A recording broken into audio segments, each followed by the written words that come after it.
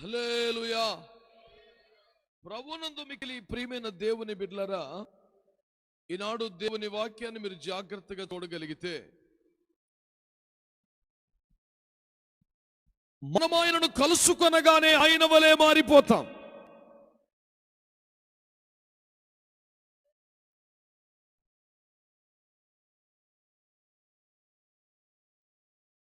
మనం ఆయనను కలుసుకొనగానే ఆయన వలె మారిపోతామని ఒక అద్భుతమైనటువంటి వాక్యమును దేవుడు తన ప్రియ అపోస్తలుడు పరిశుద్ధుడైన యోహాను ద్వారా తెలియజేశాడు. దేవుని ప్రజలరా, గత రాత్రి దేవుడు తన సేవకుని ద్వారా దేవుడు మనల్ని కలుసుకునే అనుభవాల గురించి, మనలను కలుసుకునే దేవుని గురించి కొన్ని శ్రేష్టమైన సంగతులు మనకు ప్రకటించగా మనము ధ్యానం చేశాం. దానికి కొనసాగింపుగా ఈ రాత్రి మరొక శ్రేష్టమైన మాట మీ ముందుకు తేవడానికి దేవుని పరిశుద్ధాత్మను సిద్ధపరిచారు. అందరూ ఒకసారి స్తోత్రం చెప్పొచ్చుగా. అడిగితే స్తోత్రం చెప్పడం పెద్ద విశేషం కాదు. స్తోత్రం చెప్పకుండా ఉండలేని స్థితి మీ హృదయానికి ఉండాలి. ఎప్పుడెప్పుడు దేవుని స్తుతించాలన్న ఆరాటం మీ దగ్గర ఉండాలి. అంతేగాని స్తోత్రం చెప్పండి అంటే వంతు గతేసే బాబుతోడు మేఘం ఎక్కేంత వ్యవహారం ఉండదు. ఆ ఆరాటం ఉంటే చెప్పండి దేవునికి స్తోత్రం అని. ఇప్పుడు కూడా నేను చెప్పమంటేనే చెప్పారు, మీరు సొంతంగా చెప్పింది కాదు. ఇది ఇది సొంతం. దేవునికి మహిమ కలుగునుగాక. ఈ రాత్రి వింటున్న సకల ప్రజలతో దేవుని సేవకుడిగా నేను చేస్తున్న మనవి ఏమనగా, మీ జీవితంలో మీరు ఎవరెవరినో కలిసి ఉంటారు. చాలా మంది గృహాలకు వెళ్ళినప్పుడు వాళ్ళు సినిమా యాక్టర్లను కలిసి తీసుకున్న ఫోటోలు ఎదురు ఉన్న గదిలో పెడతారు. చాలా మంది రాజకీయ నాయకులు కలిసి తీసుకున్న ఫోటోలు పెట్టుకొని మురిసిపోతుంటారు. మరికొందరైతే వాడబడుతున్న ప్రముఖ దైవజనులతో కలిసి తీసుకున్న ఫోటోల్ని తమ ఇంట్లో మధుర జ్ఞాపికలుగా పదిలపరుచుకుంటారు. కానీ ఒక సూటి ప్రశ్న అడిగినా, మీరు ఎందరినో కలిశారు, ఎవరు మీ జీవితం మీద అంత పెద్ద ముద్ర వేయలేకపోయారు. మహా అయితే కొన్ని మధుర జ్ఞాపికలు, కొన్ని చేదు గులికలు ఉంటాయి అంతే. కానీ కానీ ఏ క్షణము నువ్వు మరణాన్ని కలుసుకోవాలో తెలియదు. ఈ రాత్రి నా ఉపదేశం ఏమిటంటే, నువ్వు మరణాన్ని కలుసుకోకముందు నువ్వు జీవాధిపతిని ఒకసారి కలుసుకోవాలి. చప్పట్లు కొట్టి స్తోత్రం చెప్పండి ఒకసారి. దేవునికి స్తోత్రం కలుగునుగాక. మనం కబలించకముందే జీవాధిపతిని ఒక్కసారి కలుసుకుంటే, I can challenge you that you will never be the same again. నీ ఒక్కసారి జీవాధిపతిని కానీ కలుసుకోగలిగితే, you will never be the same again. అంటే నీవు గతములో వలె ఇకను ఉండబోవు. ఎంతమంది విశ్వాసంతో ఆమేన్ అనగలిగారు? మీరు ధన్యులు బిడ్డలారా, మీరు ధన్యులు. నేను మరలా చెప్తున్నాను కదా, చప్పలు బట్టి చెయ్యెత్తి ఆమేన్ అని ఈ వంతు గంతే బ్యాచ్తో పెద్ద ఉపయోగం ఏముండదు, వేస్టే. మీరు ఎంత పెద్ద వ్యక్తులు, నాకు పెద్ద ఏం ఫరక్ పడదు. నేను తేటగా చెప్తాను, మంచిగా వినండి. ఏకీభవించినట్లుగా నువ్వు వెంబడించాలి, వినాలి, రావాలి కలిసి. రైలు పట్టాల మీద రైలు వేగంగా వెళ్ళిపోతుండే, పట్టాలకి యువతల దూరం నిలబడి వెళ్ళిపోయి బండిని ఎలా చూసేవాడికి పెద్ద ఉపయోగం ఉంటుంది? లోపల కూర్చున్నవాడు గమ్యం చేస్తాడు. స్తోత్రం చెప్పండి. నువ్వు బయట ఉండి వెళుతున్న గమనాన్ని చూస్తే నీకేమిటో ఉపయోగం? వాహనంలోకి రా, కలిసి ప్రయాణం చేయి, గమ్యం చేరుతావు. దేవునికి స్తోత్రం కలుగునుగాక. ఈ రాత్రి ప్రభు నీతో మాట్లాడుతున్న ఒక మాట, ఆయనను కలుసుకుంటేనట మనము ఆయన వలె మారిపోతామంట. స్తోత్రం చెప్పండి. సినిమా యాక్టర్ల యొక్క కృత్రిమ అందాలను చూసి లక్షలు ఖర్చు పెట్టి ముఖాలు షేపులు మార్పించుకున్న అమాయకులు బోల్డ్ మంది ఉన్నారు, ప్లాస్టిక్ సర్జరీలు చేసుకుని. ఎంత పిచ్చోళ్ళు కదా బిడ్డా. దేవుడు నిన్ను ఎలా సృష్టించాడో ఆ రూపాన్ని బట్టి కూడా నేను దేవుని స్తుతించి ఆరాధించాలి తప్ప, నువ్వు సరిగ్గా చేయలేకపోయావా, నేను మార్చేసుకుంటా అని ప్రయత్నించడం దేవునికి ఏ రకంగా మహిమ తెస్తుంది? పిచ్చి పని కదా. ఆయన సృష్టికర్త తండ్రి నిన్ను తనకి ఎలా కావాలనుకున్నాడో అలా చేసుకున్నాడు. అయితే నువ్వేమనుకున్నావు? ఆ టైంలో యేసుప్రభు ఎందుకో చిరాగ్గా ఉన్నాడు, నన్ను అందంగా చేయలేదు. నేను చాలా మంచి మూడ్లో ఉన్నాను, ఇప్పుడు అందంగా తయారవుతాను అనుకుంటున్నావు. ఇది ఒకడు గాలికై ప్రయాసపడినట్లేని మహాజ్ఞాని ఇంతకు ముందే చెప్పాడు. స్తోత్రం కలుగునుగాక. చెప్దాం మంచిగా హల్లెలూయా. ప్రభువునందు మిక్కిలి ప్రియమైన దేవుని బిడ్డలారా, ఈ రాత్రి నేను మీ అందరికీ ఒక సవాలు చేసి మరి చెప్పగలుగుతున్న ఒక సత్యం. నీవు మరణాన్ని కలుసుకొనక ముందే జీవాధిపతిని కలుసుకొనగలిగితే నీ మరణం తర్వాత విషయాలు మహిమకరంగా ఉంటాయని నేను స్పష్టంగా దేవుని వాక్యాన్ని బట్టి తెలియపరచగలుగుతున్నాను. నీలాగే మరణించే ఒక మట్టి మనిషిని కలుసుకొని మురిసిపోవటంలో ఏముంది పెద్ద విలువ? మరణమును సవాలు చేసి మరి కలుసుకొని చావునే చంపి మరణం యొక్క పాతాళపు యొక్క తాళపు చెవులను స్వాధీనపరుచుకొని, ఏయ్ మరణమా నీ ముల్లెక్కడా, మరణమా నీ విజయం ఎక్కడుండు సవాలు చేసి ప్రపంచమును వెక్కిరించుచున్న దాన్ని భయపెట్టినటువంటి ఒక ధీరుడు యోధుడు ప్రభు అయిన యేసుక్రీస్తు వారు. కలిస్తే అట్లాంటి వారిని కలవాలి. ఎవరిని కించపరచాలని కాదు, ఎవరిని తక్కువ చేయాలని కాదు. నన్ను అపార్థం చేసుకోకండి. 2006వ సంవత్సరంలో మొట్టమొదటిసారి సింగపూర్ దేశానికి వెళ్ళే ఓ అవకాశం ప్రభు ఇచ్చారు. అక్కడ ముస్తాఫా షాపింగ్ అని ఒక పెద్ద షాపింగ్ మాల్ ఉంది. ఆ షాపింగ్ మాల్లో జ్ఞాపకార్థంగా కొన్ని వస్తువులు కొంతమంది వెళ్ళాను. రోడ్డు క్రాస్ చేసి షాప్కి వెళ్ళే ప్రయత్నంలో రోడ్డు ఇరువైపున మన భారతీయులో చాలా మంది గుంపులు గుంపులుగా ఎగబడి ఎదురు చూస్తున్నారు. ఇదేంట్రా రామేశ్వరంలో శనీశ్వరం వదలు ఎక్కడికి వచ్చినా ఇదే బ్యాచ్ గోల గోల ఉంది, ఏంటి సంగతి, హడావుడి, రోడ్డు నుండి జనం అని కాస్త తేరు చూస్తే ఉత్సుకతగా ఎదురు చూస్తున్నారు జనం. ఒకని అడిగాను, తెలుగు వాళ్ళకు కనిపెట్టయ్యా ఏమిటంటే, సినిమా యాక్టర్ చిరంజీవి గారు వస్తున్నారండి ఈ రోడ్డు మీద నుంచి, సినిమాల్లో తప్ప నేరుగా వారిని చూడలేం కదా, ఇక్కడి నుంచి వెళ్తారండి, ఇప్పుడు వారి చూద్దామని వీలైతే కలుద్దామని మేము వేచి ఉన్నాం, మీరు కూడా కలుస్తారా అని అడిగారు. నేను అన్నాను, నాకంత ఆసక్తి లేదు. దేవునికి స్తోత్రం చెప్పండి. చిరంజీవి గారి పట్ల నాకు తక్కువ భావమో ఎక్కువ భావమో ఏమీ లేవు.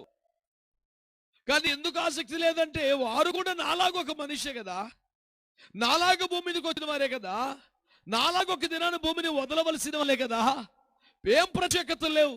నేను ఒక రంగం ఎంచుకున్నాను, ఆయన ఒక రంగం ఎంచుకున్నారు. ఆయన రాణిస్తున్నారు, నేను ప్రయాసపడుతున్నాను. ఎవరి కష్టాలు వారికి ఉన్నాయి. కానీ నాకు ఎవరిని కలుసుకోవాలని ఉందంటే, దేవునికి స్తోత్రం చెప్పండి, కాల చక్రమును గిసుగా ఉన్నవంటి కలవాలని ఆశ ఉంది. కాలాన్ని స్తంభించగలవాన్ని చూడాలని ఆశగా ఉంది. కాలమునే భ్రమింపజేయగలుగుతున్న వాడిని కలుసుకోవాలని ఆశగా ఉంది. స్తోత్రం చెప్పట్లేదు మీరు మంచిగా? హల్లెలూయా. ఈ ప్రపంచంలో యేసు ప్రభు అంటే నాకు ఎందుకంటే పిచ్చి అంటే, దేవుని బిడ్డలారా, ఎప్పుడు ఫోన్ చేయాలో కూడా తెలియని అమాయక జనం ఇంకా రోడ్డు మీద బతుకున్నారు. మారు మనసు పొందంటారా? దేవునికి స్తోత్రం చెప్పండి. హల్లెలూయా. బిడ్డలారా జాగ్రత్తగా మీరు వినండి. ఒక్కొక్కరు ఉంటాడు, ఎప్పుడు లేతే అప్పుడే పగడు పడికి తిండిపోతు రకం, ఇప్పుడు మారు మనసు పొందునుగా చెప్పండి స్తోత్రం అని. హల్లెలూయా. బిడ్డలారా జాగ్రత్తగా నా మాటలు వినే ప్రయత్నం చేయండి. యేసు ప్రభు అంటే ఆ పిచ్చి గౌరవానికి కారణం ఏమిటంటే, చాలా మంది యేసు ప్రభు వారిని శతకోటి లింగాల్లో ఒక బోడి లింగం అన్నట్టుగా తీసి పారేస్తారు. మీ దేవుడు మీకు గొప్ప, మా దేవుడు మాకు గొప్ప. నేను అనేదంటే అంతమంది దేవుళ్ళు ఉంటే అసలు తండ్రి ఒక్కడే ఉంటాడు కదా. ప్రపంచంలో ఇంకా గౌరవనీయమైన వ్యక్తులు ఉంటారు, ఉండవచ్చు, కానీ తండ్రులు మాత్రం ఒక్కడే ఉంటాడని జ్ఞాపకం చేసుకోండి. ఆమేన్. హల్లెలూయా. నేను అనేది ఏమిటంటే, దేవుని బిడ్డలారా, ఈ ప్రపంచంలో ఎప్పుడైనా ఎక్కడైనా ఎవరికైనా అత్యంత దుర్మార్గుడైన హిట్లర్కి కానీ, నీరోనికి కానీ, టైట్లర్కి కానీ, ఇప్పుడున్నటువంటి దుర్మార్గుడి కిమ్ గారికి కానీ, ఏది ఉత్తర కొరియా అధ్యక్షుడు మెంట్లోడు, ఈ ప్రపంచంలో ఎవరికైనా అమాయకుల ప్రాణములు తీసే దాష్టికం, దుర్మార్గం అధికారాలు ఉన్నాయేమో కానీ కాలమును నియంత్రించగల కెపాసిటీ ఎవరికైనా ఉంటారా? అంటే ఎవడన్నా ఉన్నాడా ప్రపంచంలో? ఒకే ఒక్క పేరు మనకు వినబడుది. మీరంతా స్వరం చెప్పండి, ఆయన పేరేంటో చెప్పాలి గట్టిగా. హల్లెలూయా చెప్పాలి గట్టిగా. హల్లెలూయా. దేవుని బిడ్డలారా, ఆశ్చర్యానికి అంతుండదండి, అంతుండదండి. దినములు లెక్కించుటకు సూర్యుని బట్టి, చంద్రుని బట్టి, భూమిని బట్టి, వాటి భ్రమణాలను బట్టి కాలమును లెక్కించడం ప్రారంభించారుగా శాస్త్రవేత్తలు. అవునా? భూమి తన చుట్టూ తాను తిరుగుతున్నది, సూర్యుని చుట్టూ తిరుగుతున్నది. వీటిని బట్టేగా కాలం నిర్ణయించారు. ఇలా లెక్కలు పెట్టుకొని వెళితే ఒక్కరోజు తేడా వచ్చిందంట. ఒక్కరోజు తేడా వచ్చిందంట లెక్కల్లో. ఇదేంట్రా బాబు, ఒక రోజు తేడా వచ్చేసింది లెక్క అని బుర్ర బాదేసుకుని, గడ్డాలు పెంచేసుకొని, స్నానాలు మానేసి, జుట్టు చింపిరి జుట్టు వేసుకొని, కళ్ళు లోపలకు పోయి సోడా బుడ్డి అద్దాలు పడి పరీక్ష నాయకులు అలిసిపోతున్న శాస్త్రవేత్తలు ఒకడు. ఎంత శాస్త్రవేత్తగా నాకలవుతుంది కదా, కిరాణా కొట్టుకొచ్చాడు సరుకులకి, జుట్టు పెట్టేసుకొని ఎన్ని చింపిరేసుకొని. ఆ కిరాణా కొట్టు ఆయన ఏమిటి సార్ సైంటిస్ట్ గారు అంత ఆందోళనగా ఉన్నారంటే, ఒక రోజు లెక్క తేల్తలేదు, నా మెంటలు చేస్తుంది అని చెప్పంటే, సరైన వస్త్ర సంస్కారం, తైల సంస్కారం లేని మొరటివాడు, వేలి మంత్రిగాడు, సొంతం రానివాడు, ఓ చదా నాకు తెలిసి అన్నాడట. పనికి మళ్ళీ వాడ 100 కోట్లు ఖర్చు పెట్టి పరీక్ష నాళికలలో శాస్త్ర సాంకేతిక రంగాల పిరోభివృద్ధిలో కూర్చొని పరీక్షలు చేసి రోదస్కి వెళ్ళి వచ్చిన ర్యాకెట్లో తిరిగే వాళ్ళు మేము మాట్లాడుతుంటే లెక్క తాకట్లేదు, నీకేం తెలుసురా? అటు కోపడతావు ఎందుకు మా మీద? ఆ రోజు యుద్ధం మోపుగా చూస్తున్నప్పుడు సంతకాడ అవుతుందని యెహోషువ 7 ప్రార్థన చేస్తే ఒక పగకు రాత్రి ఆపేశాడు మా దేవుడు. అంటే ఈ ఇంకా చుట్టూ పీకేసుకున్నాడంటే సైంటిస్ట్. ఏందిరా? కావాలంటే లెక్కేసుకో, యెహోషువలో ఉంటుంది చూసుకో. వీడి ఏలు ముద్ర ఈయనట్టు చెప్తున్నాడు.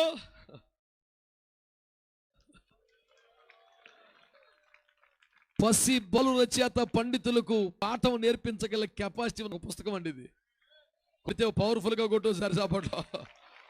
దేవునికి స్తోత్రం కలుగును గాక. ఇదట్టుగానే ప్రపంచం అంతా తిరిగేస్తున్నాను. దేవునికి స్తోత్రం చెప్పండి గట్టి. హల్లెలూయా.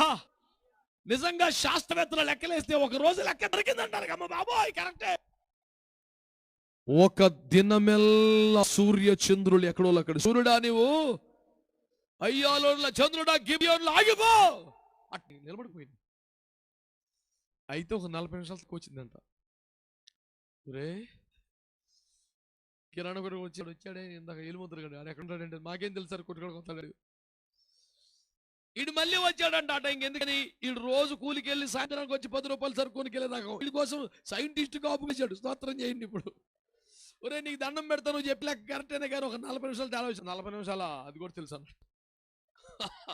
ఒరే నీ గుండెగా ఏందిరా చెప్పురా మాకు అని అడిగితే, అంటే ఇసుక ఒక రాజుగారికి జబ్బు చచ్చిపోలేకుండా ఏడిచి ప్రార్థన చేస్తే దేవుడు బాగుపడతాను అంతడికి నమ్మకం కుదరక ఎడితే 10 మెట్లు ముందుకు వెళ్ళిపోయాడు. నేను 10 మెట్లు వెనకొస్తే చాలా అని అడిగాడు యెషయా ప్రవక్త. చాలా అన్నాడు, వెనక్కి రప్పించాడు. ఆ 40 మినిట్స్ అదే తేడా అవుతున్నానంట. కొట్టా గట్టిగా దేవుని స్తోత్రం కలుగును గాక. ఇది పల్లెటూరు కథ కాదు, చందమామ కథ కాదు, ఈ పోసుకోలు కబుర్లు చెప్పుకునే బ్యాచ్ మాటలు కాదు. ఇది చరిత్రలో శాస్త్ర సాంకేతిక రంగంలో సైంటిస్టులు సకలాధారాలతో నిరూపించి ఒప్పుకున్న ఒక వాస్తవం. నా దేవుడు ఎవరో తెలుసా? కాలచక్రానికి ఇరుసు అని తెలుసా మీకు? ఎంతకే తెలుసా? ఒక ఇంగ్లీష్ మీడియం అంతా జనం ఎక్కువైపోయారా బాబు. ఇరుస్తే అండి బండి చక్రాలు ఉంటాయా? ఈ చక్రాల మధ్యలో ఒక సాఫ్ట్ ఉంటుంది, ఒక రోడ్డు. అది లేకపోతే చక్రాలు తిరగదు. దేవునికి స్తోత్రం. ఈ కాల చక్రం ఋతువులు వచ్చేస్తున్నాయి. సోమవారం మళ్ళీ వచ్చేసిందా? అయ్యి బాబాయ్ మళ్ళీ బుధవారం మళ్ళీ ఎలా అవుతుందో పద్దాక స్తోత్రం చెప్పరే. పొద్దుగూకుతుంది, తెల్లారుతుంది, స్తోత్రం చెప్పరే. ఈ భ్రమలములన్నిటికీ ఆధారము కాల చక్రానికి ఇరుసు ఒకడున్నాడు. ఆయన పేరు ఈ రాత్రి నేను ప్రకటిస్తున్న ప్రభువైన యేసుక్రీస్తు వారు. దేవునికి స్తోత్రం కలుగును గాక. కాలచక్రానికి ఇరుసు మాత్రమే కాదు, కాలచక్రానికి నియంత్రణ కూడా. ఇరుసు ఉన్న దానికి బ్రేకులు వేసేవాడు బండ్లో కూర్చుంటాడు. ఇప్పుడు బ్రేకులు వేసేది కూడా ఈయనే. ఆగిపోతే ఇగ్నిషన్ తిప్పి మళ్ళీ ఆన్ చేసే కెపాసిటీ కూడా ఆయనే. నచ్చినట్టుగా తిప్పేస్తాడు ప్రోగ్రామ్. ఒకరోజు సిలువలో ఆయన ప్రాణం పెట్టినప్పుడు ఏమండి పెద్ద కేక వేస్తున్న ప్రాణం అర్పించగానే ఒక మహాకవి రాశాడు, సూర్య చంద్రులలిగి వేలుగు దాచివేసిరాని. ఏంటండి? సూర్యుడు చంద్రుడు అలిగి మా తండ్రి గారు కొడతారా దుర్మార్గులారా ఎలిగిపోయినట్టు వాళ్ళు. స్తోత్రం చెప్పరు గట్టిగా. వాళ్ళు అలిగి వెళ్ళిపోయేసరికి పట్టపగలు మెట్ట మధ్యాహ్నం 3ంటికి చీకటి పోయింది. చీకటి బాబా టైం అయిపోయిందని పక్షులను పరిగెత్తుకొచ్చేసింది. దేవునికి స్తోత్రం చెప్పండి, చెప్పండి గట్టిగా హల్లెలూయా. ఎవడి కోసమైన కాలం ఆగుద్దా? ఎవడి కోసమైన ముందుకెళ్ళిన చక్రం వెనక్కి తిరుగుద్దా? మళ్ళీ రేపు 2ంటికి కలుసుకోవడం కుదురుద్ది, కానీ 5 అయిపోయాక మళ్ళీ రెడవటం కుదురుద్దా? నీ గడియారాన్ని తిప్పుతాకే తిప్పలబడాలు వేసి రక్తం ఏం చెయ్యి. కానీ 10 మెట్లు ముందుకెళ్ళిపోయిన నీడ వెనక్కి రావాలంటే విషయం అడుగుతాడు ప్రవక్త, రాజుగారు ఏడి 10 మెట్లు ముందుకెళ్ళి 10 మెట్లు వెనక్కి వస్తే చాలా అన్నాడు. అయ్య బాబా ఏంటంటే మీరు మాట్లాడేది? సూర్యుడు అంత దాకా వచ్చినాడు మళ్ళీ వెనక్కి రావాలంటే అంత సింపుల్ కాదు. రివర్స్ గేరేజ్ వెనక్కితో కుదరదు అక్కడ. ఒక్క గ్రహం సూర్యుడు, మిగతా గ్రహాలన్నీ ఉన్నాయి. వాటి వాటి కక్షలో నిర్ణీత వ్యవధిలో అన్ని భ్రమణములు కలిగి ఉంటాయి. వీడు అక్కడే వెనక్కి వచ్చి ముందెళ్తాకి గుడిమూతలాడతాం కుదరదు. ఇటు తిరగాలంటే మొత్తం కాలచక్రం ఆగాలి, గ్రహణాలన్నీ భ్రమణలు మార్చుకోవాలి, మొత్తం రివర్స్ గేరు పడాలి. మొత్తం కాలచక్రములో ఎన్ని గ్రహాలు ఉన్నాయో, ఎన్ని రాసులు ఉన్నాయో అన్ని ఒక్కసారి వెనక్కి తిరగాలి. ఒక రోగి కోసం, ఒక బలహీనుడి కోసం, ఒక చచ్చేవాడి కోసం, ఒక అనుమానవాడి కోసం, వాడి విశ్వాసాన్ని బలపరచడం కోసం కాలచక్రాన్ని వెనక్కి తిప్పడానికి దమ్మున్న ఒక దేవుడు ఉన్నాడే. ఆయన పేరు ప్రభువైన యేసుక్రీస్తు వారు. కట్ట పరిస్థితులు మార్చగలిగిన వాడు ఎవరుంటారండి అలాంటాడు. అలాంటి ఆయనకి సేవ చేయటం భాగ్యం కాకపోతే ఏంటి? కొట్టి పోతే అడబోతాం. వేసి రక్తం వేచే ఓహో ఒకడు నీళ్ళు తాడు వేసి రక్తం వేచే దేవునికి స్తోత్రం అని. హల్లెలూయా. లేదో మీకు తెలియదు, మాకు ఇన్ని ప్రాబ్లమ్స్ సోనియా, మాకు చాలా ప్రాబ్లమ్స్. నువ్వే పెద్ద ప్రాబ్లం రా మాకు. ఇలాగ తుమ్మితే ఊడిపోయి ముక్కింది తెచ్చి సేవలో పెట్టుకున్నాను చూడు, అది మా దరిద్రం కాదు. నిలబడు ప్రభు కోసం. దేవునికి స్తోత్రం కలుగునుగా. ఒకటి అంటాడు, మాకు అంతగా ఎంకరేజ్మెంట్ లేదండి. సమర్పించుకోవడం నేను ఎంకరేజ్ చేస్తాకి. సియోను కుమారే లేచి నీ మెడకట్లు నీవే తెంపేసుకో. దేవునికి స్తోత్రం కలుగుగా. నిలబడి ప్రభువా, ఎవరైనా ప్రభువా మన మెడకట్లు తెంపు, లేపు ప్రభువా, నిన్ను లేపు నిలిపినందుకు నువ్వేం ఓడబొడిచావురా, నీకోసం ఇంకొకరు చెప్తారు. మళ్ళీని మారు మనసు పొందిన వాళ్ళందరూ స్తోత్రం చెప్పండి. హల్లెలూయా. వీడికి 24 గంటలు ఇది ప్యాచీ లీక్ అయిపోయారు, ఎప్పటికప్పుడే గాలి కొడుతుండాలి. దీన్ని తీసి పడేసి కొత్త టైర్ వేసుకో. దేవునికి స్తోత్రం. అప్పుడు ఎండలు పెరిగిపోయినాయి, ప్యాచీలన్నీ లీక్ అయిపోయినాయి. దేవునికి స్తోత్రం. దీనికి కొత్త మాను గాలి కొడుతూనే ఉండాలి. మీటింగ్ కాడ వచ్చి ప్రసంగం చేయలేకపోతే టైర్ దిగిపోయి ఉంటుంది. గాలే గాలే. ఎందుకలాంటాడు? మండు టెండలో కాదు, అగ్నిగుండంలో పడేసిన నిలబడాలి. షడ్రక్ మెషక్ అబేద్నెగోల్లా. ఎవరినండి మనం సేవ్ చేసేది? కొంచెం అవకాశం వచ్చినప్పుడు అయితే డ్యాన్స్ వేసి 4 రూపాయలు పోగే ఇల్లు కట్టేసుకొని బతికేసేవాడు కాదు. చిచ్చే. కాలచక్రమునకు ఇరుసు. ఆమేన్.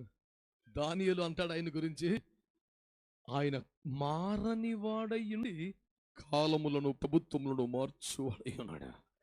ఆయన మారడు, మొత్తం మారుతున్నాడు కూర్చొని. స్తోత్రం చెప్పండి ఒకసారి. హల్లెలూయా. ఈ రోజున దేవుడు ఎంత గొప్పవాడో తెలుసా అండి? ఈ ప్రపంచంలో ఎప్పుడైనా ఎక్కడైనా ఎవడైనా ఏ చక్రవర్తి అయినా, అలెగ్జాండర్ ది గ్రేట్ అన్నవాడైనా, ఏయ్ నేను పలాని తారీఖున భూమి మీద పుడతా అని చెప్పి పుట్టగలిగాడా? మాట్లాడరా మీరు? ఛాన్స్ ఉంది ఎవరికైనా? నేను పలాని దేశంలో పుడతా అని ప్లాన్ చేసి పుట్టేది ఎవరికైనా కుదురుద్దా? నేను పలాని గోత్రములు అని మరి చెప్పి మరి వచ్చేంత మ్యాటర్ ఎవరికైనా ఉందా? నేను పలాని పేరు మీద వస్తాను ఎవడని చెప్పగలడా? పలాని రోజున ప్రాణం పెడతాని ఏ పిరిగూడని చెప్పొచ్చు, కానీ ప్రాణమును మరలా తీసుకుంటా పలాని తేదీకని చెప్పే దమ్ము ఎవరికైనా ఉందా? ఈ లిస్ట్ అన్నిట్లో ఒకడే కనపడుతున్నాడు. ఆయన పేరు ఏంటి చెప్పండి. అంత అమ్మాయిగా చెప్పకూడదు, గట్టిగా చెప్పండి ఒకసారి. పవర్ఫుల్ గా చెప్పని పేరేంటో. హల్లెలూయా. హల్లెలూయా. నేను ప్రకటిస్తున్న ప్రభు యేసుక్రీస్తు వారు ఒక్కడు మాత్రమే. ప్రజలారా, దేవుని బిడ్డలారా, ఇశ్రాయేలు దేశంలో పుడతానని ఆ దేశంలో పుట్టాడు. స్త్రీ సంతానంగా వస్తానని అలాగే వచ్చాడు. యూదా గోత్రం అని చెప్పి అందులోనే వచ్చాడు. బెత్లెహేము పట్టణం అని అందులోనే పుట్టాడు. ఇమ్మానుయేలు పేరున్నాడు, ఆ పేరు మీద వచ్చాడు. తన జననానికి ముందు అన్ని డిసైడ్ చేసి, ఆ డిసైడ్ చేసిన ప్రకారం వచ్చే అంత సీనుడిగా ఉందా ప్రపంచంలో? ఆయన పేరేంటి చెప్పండి? ఆయనతో ఎవరినన్నా పోల్చడం కుదురుద్దా? సరిపోల్చగలనా? ఆయన ఒక్కడికే, ఇంకెవరికి లేదండి అది. దేవునికి స్తోత్రం చెప్పరు మీరు? హల్లెలూయా.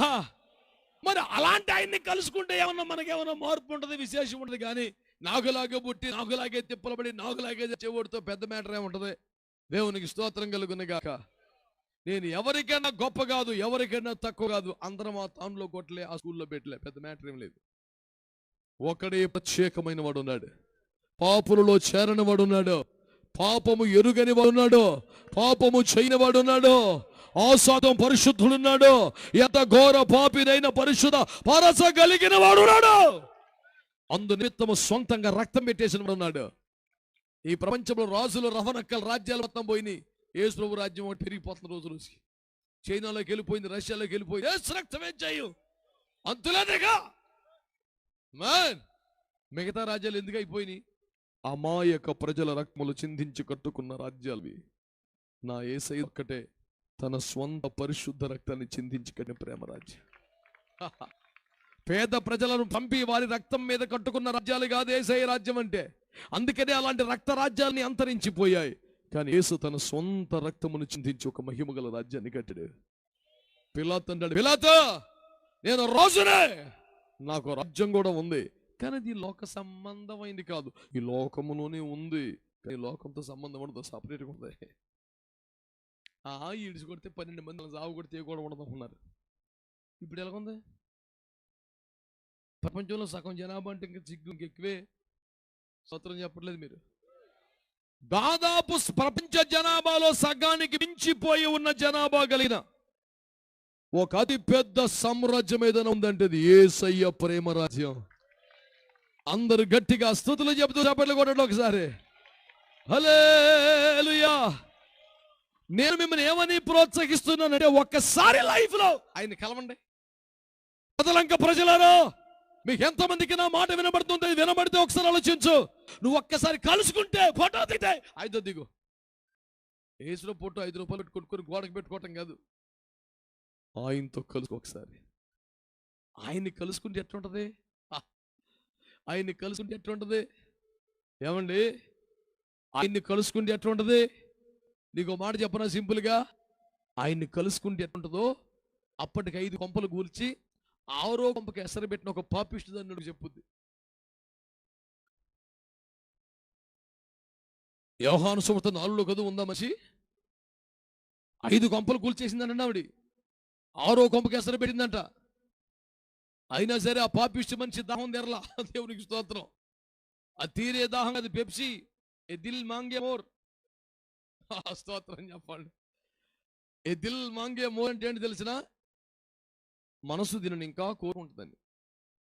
ఆడ అబద్ధం చెప్పాల. పెప్సీ బోడి తాగితే దాహం తెరది, ఇంకా కోరుకుంటుందని చెప్పి నిజం. నిజం చెప్పి వ్యాపారం చేసిన దమ్మున ఉన్నాడు. తెక్కునేసారు జనం. నేను ఇంటర్ డిగ్రీ చదివే కాలంలో క్రికెట్ ఎక్కడ చూసినా సరే ఇదే పెప్సీ. ఏ దిల్ మాంగే మోర్. మనసు దీనిని ఇంకా అధికంగా కోరు. ఎందుకంటే అది తాగితే దాహం తెరదు, ఇంకా 4 పిడచగట్టిపోతుంటది. అది ఇంకోటి కొట్టేసుకుంటాడు, ఇంకోటి తాగేస్తుంటాడు, మొత్తం జీవితం నాశనం అయిపోద్ది. అమ్మునోడు ఒక్కడే బాగుపడతాడు, తాగిన వాళ్ళందరూ పోతారు. దేవునికి స్తోత్రం. ఈ మాట వినండి. ఈ పాపిష్టి బతుకదే, ఈ దిల్ మాంగేమోదే 5 కొంపలు కూల్చేసింది, దాహం తీరలా. 6వ కొంపకి ఎసరు పెట్టింది, దాహం తీరలా. మంచి ఎండపూట కడవేసుకొచ్చేసింది వాటి మీదకి. ఈ కుటుంబాల పట్ల చితికిపోతున్న సంసారం పట్ల జాలి కలిగిన దేవుడు అడ్డుకున్నాడు. ఓసి పాపిష్టి మనిషి, ఎన్ని కొంపలకి ఎసరు పెడతావు సైతానా అని బాగా నుంచున్నాడు. యేసు ప్రభువా, ఎవరో ఒకరు పంపాల్సిందిగా. ఎర్రటి ఎంట సుమారు 53 మైళ్ళు నడుచుకుంటూ వచ్చావంట. ఆ పాపిష్టి మనిషి కోసం నువ్వు ఎందుకు అంత టైం చేశావు అని అడిగా నేను ఒక రోజున బాధల్లో. ప్రభు నడిపించి మొహమా, 5 కొంపలు కూలిపోయింది, 6వ కొంపకి ఎసరు పెట్టిందని నీకు తెలీదు? స్తోత్రం చెప్పరే. హల్లెలూయా.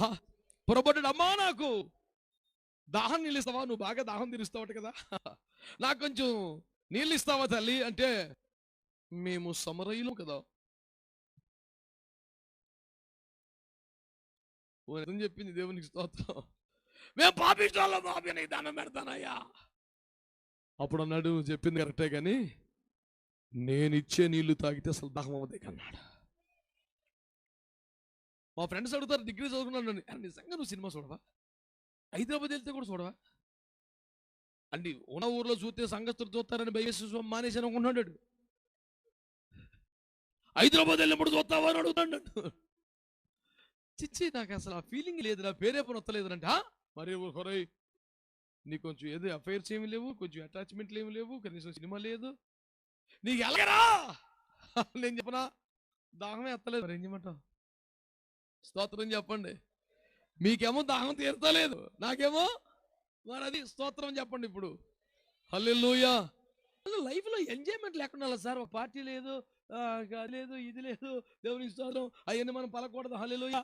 ఇవన్నీ లేవు మీకు, మరి ఎలాగ సార్ మీకు ఎట్ట టైం పాస్ అవుతుంది, సెలవులు ఎట్ట గడిచిపోతున్నాయి, అసలు పొద్దెట్ట కూగుతుంది.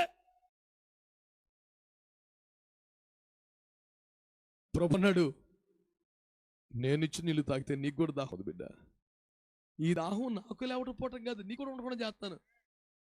ఏమంటుంది, నిజమే ప్రభువా, నా జీవితంలో దాహం తీరట్లా, నాకు ఇవ్వండి అని అడిగితే ప్రభు అన్నాడు, తప్పకుండా ఇస్తాను బిడ్డ, వెళ్ళి మీ భర్త గారిని తీసుకెళ్ళంటే కొండ వదిలేసింది చేసి రక్తం వేయించి, అయ్యా నీకు దండం పెడతా, నీ మేటర్ తెలిసిపోయిన ఉంటుంది, నాయో నీకు దండం పెడతాను, అయ్యో స్తోత్రం చెప్పరే.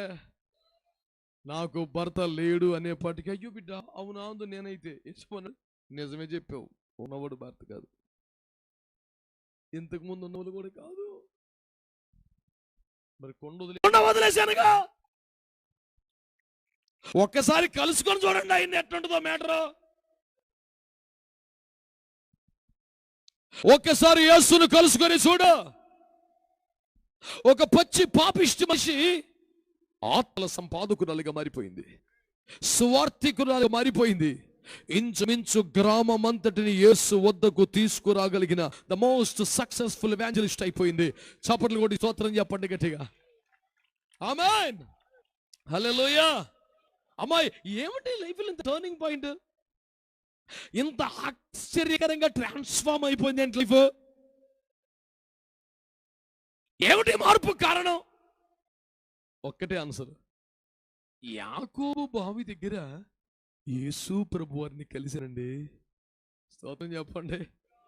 నేను మిమ్మల్ని అడిగేది కూడా అదే, ఒక్కసారి ఆయన్ని కలుసుకుంటే. అందరూ స్తోత్రం చెప్పండి, అందరూ చెప్పండి గట్టిగా. ఎవరిని కలుసుకోవాలండి మనం? చెప్పండి గట్టిగా. తాను యుగ యుగములుగా మారని వాడయుండి పరిస్థితులను మార్చుచున్న ఒక అద్భుతమైన దేవుని మనం కలుసుకోవాలి. ఆయన పేరేంటో గట్టిగా చెప్పండి ఒకసారి. పేదలంక మారు మోగిపోయేలా చెప్పండి ఆయన పేరు. ఆయన పేరు పరిశుద్ధుడైన యేసు క్రీస్తు. గట్టిగా చప్పట్లు కొట్టి స్తోత్రం చెప్పండి. ఆయన ఒక్కసారి కలుసుకుంటే మారిపోతాయి సార్ పరిస్థితుల్లో. మామూలుగా దాన్ని కలుసుకుంటే ఒక పాపిష్టి మనిషి పరిశుద్ధురాలు అయిపోయింది. ఈ పోలిక మీకు అర్థం అవ్వాలంటే కొంచెం ఇబ్బందిగా ఉండదు కానీ చెప్పండి. పంది అనండి, అంటాకి ఇష్టం కలగదు.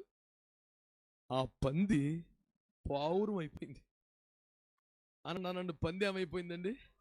అమ్మో అమ్మో, కొద్ది గొప్ప ట్రై చేసి గొర్రె పిల్లని మేకపిల్లలాగా మేకప్ చేయొచ్చు, కానీ పంది పిల్లల్ని పౌరంలాగా ఎట్ట చేస్తాం సార్? అది ఇక మేకప్తో సాధ్యం అవ్వదు.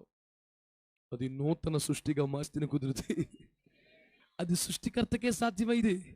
ఒక పందిని పౌరంగా మార్చడం ఏంటో, ఇన్ని కుటుంబాలు కూర్చుని ఒక వ్యభిచార స్త్రీని ఆత్మల సంపాదకులుగా మార్చి పెండ్లి కుమార్తె సంఘం నిలబెట్టమంటే, పరిశుద్ధుల జాబితాలో చేర్చడం అంటే, జ్యేష్ఠుల సంఘములు ఎంపిక చేయటం అంటే, ఆదిమ సంఘములో ముందు వరుసలో నిలబడ్డవగా మార్చడం అంటే, మేడగిదిలో మోకరించిన 120 మంది ఒకరికి అవకాశం ఇవ్వడం అంటే, ఇది మామూలు ముచ్చట కాదు. పందిని పౌరుగా మార్చడం మరిది.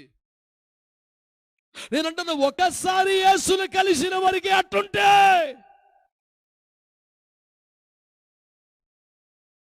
రోజు యేసు ప్రభువుని కలుసుకుని ఎట్లుంటారు? అసలు ఇక్కడ ఉండరు. అందుకే వెళ్ళిపోయాడు హనోకు. స్తోత్రం చెప్పండి, స్తోత్రం చెప్పండి. రోజు యేసుని కలుసుకునేవాడు. తనకు భార్య ఉన్నాయి, కుమారులు కుమార్తెలు ఉన్నారు, కుటుంబ జీవితం ఉంది, బాధ్యతలు ఉన్నాయి. వారందరినీ కూడా ఆ చక్క పెట్టుకుంటూ తన బాధ్యతలు తీసుకుంటూ రోజు వచ్చేసి వాళ్ళకి ఒక మీటింగ్ ప్లేస్ ఉండేది.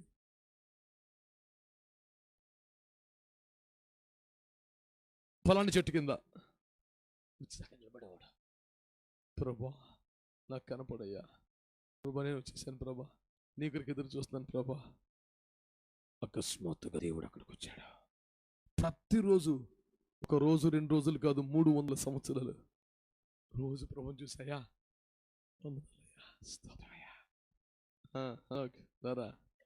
ఏంటి సంగతిలో. పెద్దోడు కొంచెం ప్రార్థన చేస్తున్నాడు కానీ బాగా చేస్తలేదు అయ్యా. చిన్నపిల్లలు బాగా చేస్తుంది. ఏముంటాయి పాపం ముచ్చట్లో. యేసయ్య రాకడ గురించి చెప్పాడు, ఎత్తబడు గురించి చెప్పాడు, మహిమ గురించి చెప్పాడు, తీర్పు గురించి చెప్పాడు. అందుకనే యోధా తన పత్రిక రాస్తూ 7వ వాడైన హనోకు కూడా ఈ దినముల గురించి ప్రకటించాడని చెప్పి రాశాడు. స్తోత్రం చెప్పండి. హనోకు కూడా దారిలో వస్తా దేవుని కలుసుకునే మీటింగ్ పై వెళ్తా వస్తాడు. ప్రభు వచ్చాడు కదా, రాత్రి నాతో మాట్లాడాడు రా, రాబోతున్నాడు, యుగంత ముందే వెళ్ళిపోవాలి అని చెబుతా ఉండేవాడంట హనోకు. స్తోత్రం చెప్పండి, హల్లెలూయా. ₹1 మాట చెప్తారు, పట్టుకోండి. హనోకు విశ్వాసమును బట్టి కొనిపోబడును అనండి ఒకసారి. అంటే హనోకుకి ఏ విశ్వాసం ఉంది? కొనిపోబడే విశ్వాసం అనండి. ఏ విశ్వాసం అండి? ఇప్పుడు చెప్పండి, విశ్వాసం ఎలా వస్తుందని? క్రీస్తుని గురించిన మాట వలన. అంటే ఒక దేని మీదైనా విశ్వాసం అవ్వాలంటే ఆ మాట యేసు మాట్లాడితేనే వస్తుంది మనకి, అంతేనే కదా? ఇప్పుడు హనోకుకి ఏ విశ్వాసం వచ్చింది? కొనిపోబడే విశ్వాసం వచ్చింది. అంటే యేసు ప్రభు తనకి ఏ మాటలు చెప్పాడనమాట? కొనిపోబడుటను గురించిన మాటలు చెప్పాడు. ఏది వింటే దాని మీదే విశ్వాసం వస్తుంది. ఇప్పుడు స్వస్థత గురించి ప్రార్థన చేయాలంటే ముందు స్వస్థత గురించి 4 మాటలు చెప్పాలని, ఆశీర్వాదం గురించి చెప్పాలంటే ఆశీర్వాదం గురించి చెప్పాలి, ప్రార్థన చేయాలి. అప్పుడు మరి ఇతనికి కొనిపోబడే విశ్వాసం వచ్చిందంట. అంటే యేసు ప్రభు ఏం చెప్పి ఉండాలి అతనికి? చెప్పాలి గట్టిగా, చెప్పాలి గట్టిగా. నా యేసును ఒక్కసారి కలుసుకుంటే ఈ భూమి మీద సెటిల్ అయిపోయే మాటలు చెప్పడాయన. చిచ్చి, ఇక్కడ కొంచెం వేళ్ళు కొని స్థిరపడిపోయే మాటలు చెప్పడం. ఆయన ఏం చెప్తాడు తెలుసా? ఎంత చక్కగా ఇక్కడి నుంచి మహిమలోకి వెళ్ళిపోవు. ఆమేన్, ఆమేన్. నేను మిమ్మల్ని అడిగేది ఒకటే, ఆయన్ని కలుసుకుంటే పరిస్థితులు ఎలాగుంటాయి? దేవుని వాక్యము తాటగా నీతో మాట్లాడుతుంది రాత్రి. నువ్వు ఎవరెవరిని కలుసుకున్నావు, ఎవరెవరితో ఫోటోలు తీసావు, ఏ ఫోటోలు కడిగించి గోడకు పెట్టుకున్నావు, ఇవన్నీ కొన్ని జ్ఞాపకాలు మాత్రమే. కానీ కానీ నీ పేరు చరిత్రలో ఎప్పటికీ మాసిపోకుండా ఎప్పటికీ నిలిచి ఉండే జీవ గ్రంథములో లిఖించబడాలి అంటే, పరిశుద్ధుల జాబితాలో పేరు ఉండాలంటే, రక్షణ అందుకున్న వారి పేర్లు పిలుస్తుండగా నీ పేరులో పలకాలంటే నీవు మరణించక ముందే జీవాధిపతిని ఒక్కసారి కలుసుకోవాలి. దేవునికి స్తోత్రం కలుగునుగాక. హల్లెలూయా. సంతోషంగా చెప్పండి, హల్లెలూయా, హల్లెలూయా, హల్లెలూయా. ఒక్కసారి ప్రభుని కలువా, నీకు అర్థమైతే ఆయన మన ఏంటో, ఆయన మహిమేంటో తెలుసుద్ది నీకు. ఒక పాపాత్మ ఎంత పరిశుద్ధురాలిగా, ఆత్మల సంపాదకురాలిగా మారిపోయింది చూసారా? సరే, ఇంకొంచెం ముందుకెళ్దాం, ఇంకొంచెం ముందుకెళ్దాం. ఆయన ఒక గొప్ప రాజకుమారుడు. బాల్యం నుండి రాజనగరంలో పెరిగాడు, అంతఃపురంలో పెరిగాడు, ప్యాలెస్లో పెరిగాడు, యువరాజుగా పెరిగాడు, సకల శాసనాలు రాజకుమారుని హోదాలో అభ్యసించాడు. గోల్డెన్ స్పూన్ ఆయన లైఫ్ని అంతలా పెరిగాడు. అలాంటి వ్యక్తి అకస్మాత్తుగా ఒక హత్యానేరంలో ఇరుక్కున్నది అయిపోయింది. ఒకరిని జావుగొట్టాడు, పాతి పెట్టాడు, పారిపోయాడు, విదేశాల్లో తలదాచుకుంటున్నాడు. కంపెడు సంతానం ఆడపిల్లలు కలిగిన ఆసామి దగ్గర చేరాడు. ఆయన జాలిపడి ఉద్యోగం ఇచ్చాడు. నా గొర్రెలుగాయ్ అన్నాడు. అతని నమ్మకత్వాన్ని, క్యారెక్టర్ని, యోగ్యతను, పరిశుద్ధతను చూసి తన బిడ్డ నుంచి పెళ్లి చేశాడు. ఒకరిని హత్య చేసి దేశం వదిలిపెట్టి వేరొక దేశానికి పారిపోయిన నేరగాడిలా కనబడుతున్న వాడికి ఉద్యోగం ఇవ్వడమే ఎక్కువ, పిల్లలు ఇవ్వడమే ఎక్కువ. ఇంతగా ఆశించిందా జీవితంలో? నోరు మూసుకొని తంచుకొని అలా గుర్రెలు కాసుకున్నాడు. 40 సంవత్సరాలు అయిపోయింది. 40 సంవత్సరాలు అయిపోయిందండి. బిడ్డలారా జాగ్రత్తగా నా మాట వినండి. ఈ 40 సంవత్సరాలు మోషేకు సంతోషం లేదు, ఆనందం లేదు. నేను ఎక్కడ పుట్టాను, ఎక్కడ పెరిగాను, అసలు ఎందుకు చనిపోకుండా బతికించబడాను? మా అమ్మ నాకు బాగా చెప్పింది గుర్తు నాకు. కుమారుడా, ఇశ్రాయేలును విమోచించవలసిన వాడు నీవు. నిన్ను విమోచకుడుగా దేవుడు వాగ్దానం చేశాడు. జాగ్రత్త, మనం ఐగుప్తీయులము కాదు. నువ్వు దేవుని కొరకు బతకాలి. నేర్పుతూ వచ్చిన తల్లి నేను పుట్టింది ఎందుకు, కాపాడబడింది ఎందుకు, పెరిగింది ఎందుకు, ఈనాటి వరకు బ్రతికి ఉన్నది ఎందుకు? నా ప్రజలను విమోచించవలసిన వాడే నేను ఎక్కడో వేరొక దేశంలోకి ఇచ్చిన ఉద్యోగం చేసుకుని గొర్రెలు కాచుకోవటం ఏంటి స్థితి? నాకు బాధపడుతున్నాడు.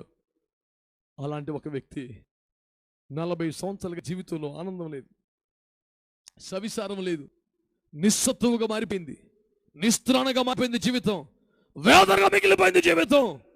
అలాగే ఉస్సూరుమంటూ గొర్రెలు కాసుండగా ఒక రోజున మండుచున్న పొదలో యెహోవా అతనితో కలుసుకున్నాడు. స్తోత్రం చెప్పండి గట్టిగా, చెప్పండి గట్టిగా ఒకసారి. మండుచున్న పొదలో దేవుడు అతని కనబడ్డాడు, మాట్లాడాడు, అంతే.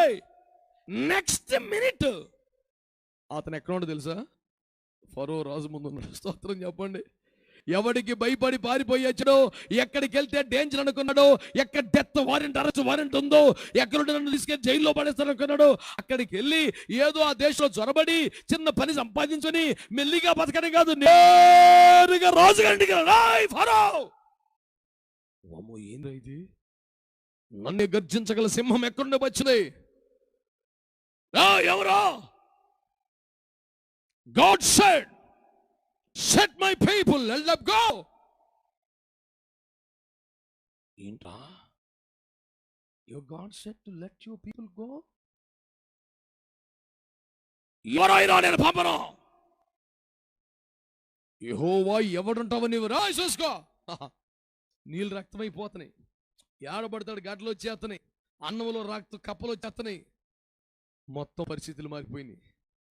ఐగుప్తీల మంత్రదండలు కూడా అడ్రస్ లేకుండా పోయినాయి. చేతులు ఎత్తి స్తోత్రం చెప్పండి, హల్లెలూయా చెప్పండి. స్టెఫెను అనే ఒక ప్రసంగికుడు రాస్తూ మాట్లాడుతూ అంటాడు, నిన్ను మా మీద తీర్పురునిగాను నాయకుడిగా పెట్టినవాడు ఎవడు అని ఎవడైతే అడిగాడో వాళ్ళకే నాయకుడిగా పెట్టాడు దేవుడు అని చెప్పాడు. చెప్పలు కొట్టుకోదారి. మోషే గారు ఏసారి మీరు ఫరోని గడగలాడించేశారంట, మోషే గారు సముద్రాలు చేసేశారంట, మోషే గారు 30 లక్షల మందికి తిరుగులేని ఏకైక నాయకుడు బట్ట. ఏంటి సార్ ఈ మార్పులా? నేను యాక్చువల్గా నా బ్రతుకంతా నిస్సారంగా చాలా దారుణంగా ఉండేదండి. భయం అండి, కేసులండి, పారిపోవటం అండి, దిక్కుమాల ఉద్యోగం అండి, నా బతుకాలకు ఉండేదండి. జాబ్ సాటిస్ఫాక్షన్ లేదండి. ఆ టైంలో మండుచున్న పొదలో నా దేవుణ్ణి కలిశాను నేను. చెప్పో గట్టిగా స్తోత్రం అని, హల్లెలూయా. నేను అంటున్నాను, యేసును కలుసుకున్న వారు ఆత్మల సంపాదకులు అయిపోయారు, యేసును కలుసుకున్న వారు పరిశుద్ధులు అయిపోయారు, యేసును కలుసుకున్న వారు నాయకులు అయిపోయారు, యేసును కలుసుకున్న వారు రాజ్యములను జయించిన విజయశీలులు అయిపోయారు. దేవునికి స్తోత్రం చెప్పండి గట్టిగా. అందుకనే ఒక్కసారి యేసు కలువని చెబుతున్నాను నీకు నేను. ఎవరెవరు కలిసావు నువ్వు? పెద్ద మ్యాటర్ ఏముండో, ఒక్కసారి యేసును కలుసుకో, మారిపోద్దండి. ఆయన కలుసుకుంటే ఒకసారి మ్యాటర్ మామూలుగా ఉండదు. సరే, ఇంతమంది అయ్యగారులు ఎక్కడ ఉన్నారు కనుక ఎవడోయ్ యేసు ప్రభుని కలుసుకోమని సువార్త చెప్పాల్సిన మనం అప్పుడప్పుడు మాయ తిరిగి చెప్తున్నావేంది అని నా మీద కోపడకండి గారు ఎవరు. నన్ను అర్థం చేసుకోకండి. కానీ సమూయేలు గ్రంథంలో సమూయేలు గారు పరిచయం చేస్తానంటండి. మొదటి గ్రంథం 3వ అధ్యాయం కదండి. సమూయేలు మొదటి గ్రంథం 3వ అధ్యాయములో 7వ వచనం, సమూయేలు యెహోవాను ఎరుగకుండెను. స్తోత్రం చెప్పండి ఒకసారి. ఏమి చేయుచుండెను? సమూయేలు యెహోవాకు పరిచర్య చేయుచుండెను. కానీ ఏమి లేకుండాను, యెహోవాను ఎరుగకుండెను. ఆయనకి దేవుడు తెలియదంట. ఏ క్లాస్గా దేవుడికి సేవ చేస్తున్నాడు. స్తోత్రం చెప్పండి గట్టిగా. బలిపీఠం మీద కట్టెలేస్తున్నాడు, ధూపవేదిక మీద చతుర్రకాల పొడులేస్తున్నాడు, దీపవృక్షంలో తైలం పోస్తున్నాడు, రొట్టెలు కింద మీద సర్దేస్తున్నాడు. స్తోత్రం చెప్పరే. యాజకత్వ పరిచర్యలన్నీ చేయిచు యెహోవాకు సేవ చేయుచున్నాడు. కానీ ఇంకా అతడు యెహోవాను తెలియదని తల్లి నేర్పిన మాటలను బట్టి జాగ్రత్తగా ప్రాక్టీస్ అయిపోయి చేసేస్తున్నాడు. పరిచర్య నేర్చుకుని వాడబడుతున్న వాళ్ళే ఉన్నారు, కానీ ప్రభుని నేరుగా ఎరిగిన వాళ్ళు తక్కువ ఉన్నారు. సీరియస్గా ఆలోచించండి అయ్యగారులు అందరూ. సమయాలు యెహోవాకు పరిచర్య చేయుచున్నాను, ధూప దీప నైవేద్యాది కార్యక్రమములు అర్పించుచున్నాను, కానీ పర్సనల్ గా అతనికి ఇంకా దేవుడా తెలీదు. అక్కడ అసలు ఎందుకు ఎలాగన్నాడంటే, ఏలయనగా యెహోవా వాక్కు అతనికి ఇంకా ప్రత్యక్షము కాలేదు. చూసారా మాట? అంటే దేవుడి కుమారుడు వారికి ప్రత్యక్షం అవ్వాలి. యేసుప్రభుని కలుసుకోలేదు. ఇంకా యెహోవా వాక్ అంటే ఎవరో యేసుబాబే. స్తోత్రం చెప్పండి. యేసు ప్రభుతో ఒక స్పష్టమైన దర్శనం, వ్యక్తిగత అనుభవం, ఒక ప్రత్యక్షత లేకుండానే సేవలో ఎరగదీసే వాళ్ళు పొళ్ళు పొందుతున్నారండి. అంత నేర్చుకున్న సేవ. వీళ్ళు పాట ఎలా పాడతాడో బాగా చూస్తాడు, ఎక్కడ ఆపుతాడు, ఎక్కడ రైజ్ చేస్తాడు, ఎక్కడ చూసి అప్పట్లన్నీ బట్టి ఇటు పాడేస్తుంటాడు. స్తోత్రం చెప్పండి. ఆయన అంటాడు, అంటాడు అంతే. అది ఎందుకని ఎవరో ఏమో ఆయన అన్నాడు కదా. మొన్న ఒకడు అన్నాడు,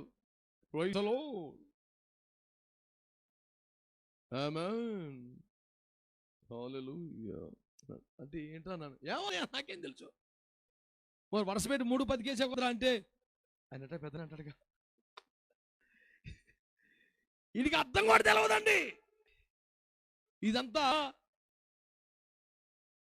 కాపీ కట్టు బెస్ట్ బ్యాచ్. స్తోత్రం చెప్పండి ఒకసారి. అడిగి తెలియదండి. మంచి మంచి మాటలు తెచ్చి చెప్పేస్తాడు. గుడోరములో ఏంట్రా అంటే ఆయన చెప్పాడు కదా. అడిగి తెలదు. అది పరీక్షలో ఒకడికి పుస్తకం దొరికేసిందంట. సూచికాపీ కొట్టేదండి పరీక్షలో. రాసేస్తున్నాడు యాసిడ్. ఈ మూమెంట్లో పక్క పటంలో చూపిన విధముగా కూడా రాశాడు.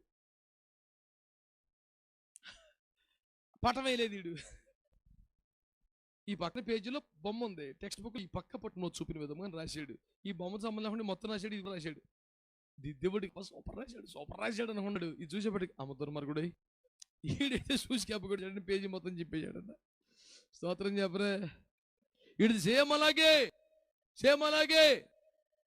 కొన్ని పదాలకి ఏం తెలియదు. హల్లెలూయా యేసయ్యా అంటారు. నాకేంటి అర్థమే హల్లెలూయా అంటే ఏంటి? హల్లెలూయా అంటే చెప్పండి. అలా చూస్తారంటే ఎగరుతున్నాయి. హల్లెల్ అంటే స్తుతించుడి, ఓ అంటే మీరు, యా అంటే యావే యెహోవా. హల్లెల్ యా అంటే మీరు ప్రభువుని స్తుతించుడి అర్థం ఆ పదానికి. హల్లెలూయా యేసయ్యా అంటే మీరు ప్రభువుని స్తుతించండి యేసయ్యా అని. దుర్మార్గుడా, నువ్వు యేసు ప్రభువు చెప్తే పెట్టరా స్తుతించని. ఎందుకలా పాడుతున్నాడు? అలా కదండి పాట. ఇది తెలదు. మరమూసి ముందు స్తోత్రం చెప్పండి. చెప్పరే గట్టిగా. యేసయ్యా హల్లెలూయా అన్నాడు. ఇది ఏంట్రా? యేసయ్యా ప్రభువుని స్తుతించు అని అనొచ్చటగా. మీరు మాట్లాడరేమండి? ఏదో అనుకున్న మాట నామకం చూస్తారు సీరియస్గా. ఆడుకుంటున్న మాట రాశాడు. ఆడికి చూస్తామనేసి దేవునికి స్తోత్రం చెప్పండి. అరే ఎందుకు ఎక్స్పీరియన్స్ మనోడికి లేదుగా. ఎక్కడో విన్నది ఏరుకొచ్చాడు. పక్క పటములు చూపిన విధముగా రాశాడు తప్ప ఈడు కాదు అది పేజీ. స్తోత్రం చెప్పరే. మంచి వాళ్ళందరూ చెప్పండి గట్టిగా హల్లెలూయా. ఈ రాత్రి వింటున్న ప్రజలందరికీ నేను చెప్పే సువార్త ఒకటే. నువ్వు యేసు ప్రభుని కలుసుకో లైఫ్ ఎట్టుంది కానండి. ఒక్కసారి కలిస్తేనండి. స్తోత్రం చెప్పండి. ఒకసారి చెప్పండి గట్టిగా. ఒక్కసారి కలిస్తే ఇంటికి కూర బట్టి 2 చేపలు దొరక ఒడ్డును కూర్చొని వలన బాగు చేసుకునేవాడు. ఎట్టేస్తే 3,000 మంది పడుతున్నారు. ఇప్పుడు ఎట్టేస్తే 5,000 పడతాం. కొడితే కొట్టాలిగా. ఏమండి? ఒడ్డు మీద కూర్చుని వల బాగు చేసుకున్నాడు. ఎందుకని? ఆయన పాట ఏంటి? రాత్రంతా శ్రమ పడినా 10,000 ఆత్మలు సంపాదించే కూడా అదే శరణం పడదు. ఎందుకు పడతాను నాకు అర్థం అవుతుంది. ఆ శరణం మనకు సెట్ అవ్వదు, ఇంకా వదిలేమే. స్తోత్రం చెప్పండి గట్టిగా. హల్లెలూయా. మన శరణం ఏంటి? ప్రభు యేసుని శిష్యుడనై, అది మన శరణం. స్తోత్రం చెప్పండి గట్టిగా. అందరూ చెప్పలే. హల్లెలూయా. మనది కాదా శరణం? ఒడ్డు మీద కూర్చొని పడుతున్నాడు, రాలేదు ప్రభు జయము. ఒక్క చేప కాదు అమ్ముకుంటాకి మార్కెట్ కదా, కూర కూడా 4 పరిగెలు దొరకలేదు. దేవుడి స్తోత్రం హల్లెలూయా అని కూర్చొని బాధపడుతున్నాడు. యేసు అతని దగ్గరికి వచ్చి కుడివైపునే అన్నాడు. అక్కడ పడవస్తాం. ఈ టైంలో అసలు పడవు. చిన్నప్పటి నుంచి లైఫ్ ఇక్కడే. తమరు కార్పెంటర్ అని తెలిసింది, మేము ఇక్కడ ఫిషర్మెన్. Full subject. కుదరదు ఇక్కడ, ఇక్కడ పడవు. అయితే ఈ టైంలో అసలు పడవు. కానీ నీ మాట చొప్పునేస్తాను. నీ ప్రసంగం ఉన్నాను ఇందాక, మంచి పవర్ఫుల్గా చెప్పావు. నీ మాట చొప్పునేస్తానన్నాడు. ఎట్టేసాడు. దేవుడి స్తోత్రం. బాగలేకపోతున్నాడు. స్తోత్రం చెప్పలే. ప్రభు ఇప్పుడు ఏమి చేయమందుము, సామర్థ్యమునకు మించిన వల పిగులుచున్నట్లుగా అనిపించుచున్నది, నన్ను ఏమి చేయమందు అంటే, నువ్వు ఒక్కడవే అయితే కష్టం నానా, అలా వదిలేసుకుంటావు, నువ్వు సముద్రంలో పడిపోతావు, పక్కకు కేకమన్నాడు. అప్పుడు ఈ పక్కని ఆ పక్కని కేకేశాడు. అందరు కలిసి 153 పెద్ద చేపలు చేసినట్ట. పోనీ అందరికి కలిసే 53 చేపలు చేసిన 100 చేపలు ఈయనే కదా. దేవుని స్తోత్రం. అందులో 2 చేపలు అమ్ముకుంటే కూడా చాలు 6 పూటకి వేసులకు, మిగతా బ్యాంకులే కదా. దేవుని స్తోత్రం చెప్పరే. చెప్పా గట్టిగా. హల్లెలూయా. నేను విశాఖపట్నంలో ఉంటున్నాను. ముత్యాలమ్మపాలెం అనే సముద్ర ప్రాంతానికి వెళితే కొంచెం పెద్ద చేపలు కూడా ఉలిసిరేసి ఉప్పురేసి ఎండబెట్టేశారు. అదేనండి, ఈ చేపలను ఎండబెట్టేశారంటే ఎక్కువ పట్టేసామండి, ఎవడ కొనలేదు, మరి ఏం చేయమంటావు? నేను చెప్పే రూమ్ నమ్ముకున్నా మెట్రా నువ్వు. దేవునికి స్తోత్రం చెప్పండి. అవసరానికి మించి వచ్చి పడిపోయింది. స్తోత్రం చెప్పండి గట్టిగా. మేము పేదరికి వెళ్ళవాలి అన్నాడు. గట్టిగా స్తోత్రం చెప్పండి ఒకసారి. సామర్థ్యమునకు మించిన సంపద ఇవ్వగల అద్భుతమైన దేవుడు ఉన్నాడు. ఆయన పేరు చెప్పండి గట్టిగా. లెక్క పెట్టుకోవాలి ఛాన్స్ లేక పయ్యోళ్ళని పెట్టుకున్నారండి. ఎంత అద్భుతమైన దేవుడు అండి. నేను అడిగేది ఒక్కసారి అని కలుసుకోండి. ఎవరెవరినో కలుసుకొని ఫోటోలు దిగుతున్నారు వేస్ట్ గానే.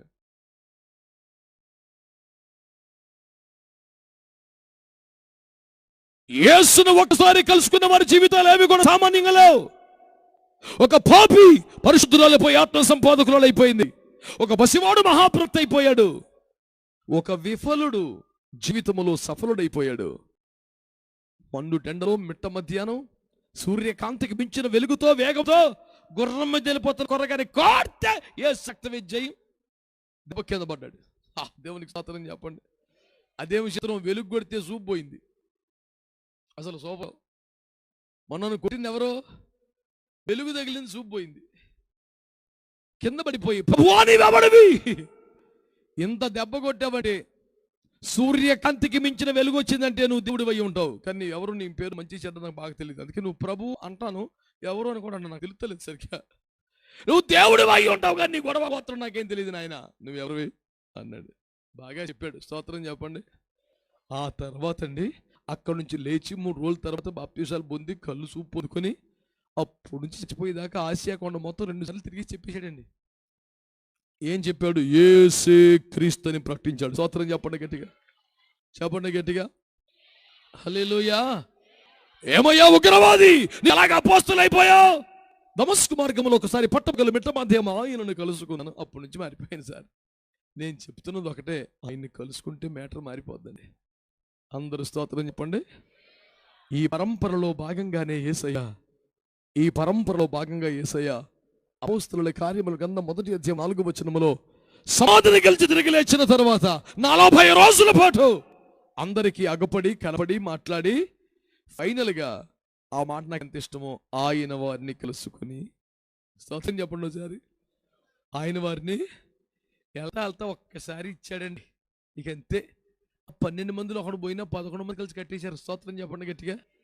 ఒక్కసారి ఆయనతో కలయిక ఎలా ఉంటుందో తెలుసా? స్తోత్రం చెప్పండి. స్తోత్రం చెప్పండి. హల్లెలూయా. నేను కూడా చాలా పెద్ద మంది వారి గొప్ప గొప్ప నాయకులను, మేధావులను జీవితంలో కలిసే అదృష్టానికి నోచుకున్నాను. చాలా మధుర జ్ఞాపికలు నాకు ఉన్నాయి. కానీ ఏది నా జీవితాన్ని మార్చగలిగినంత స్థాయి మాత్రం కాదు.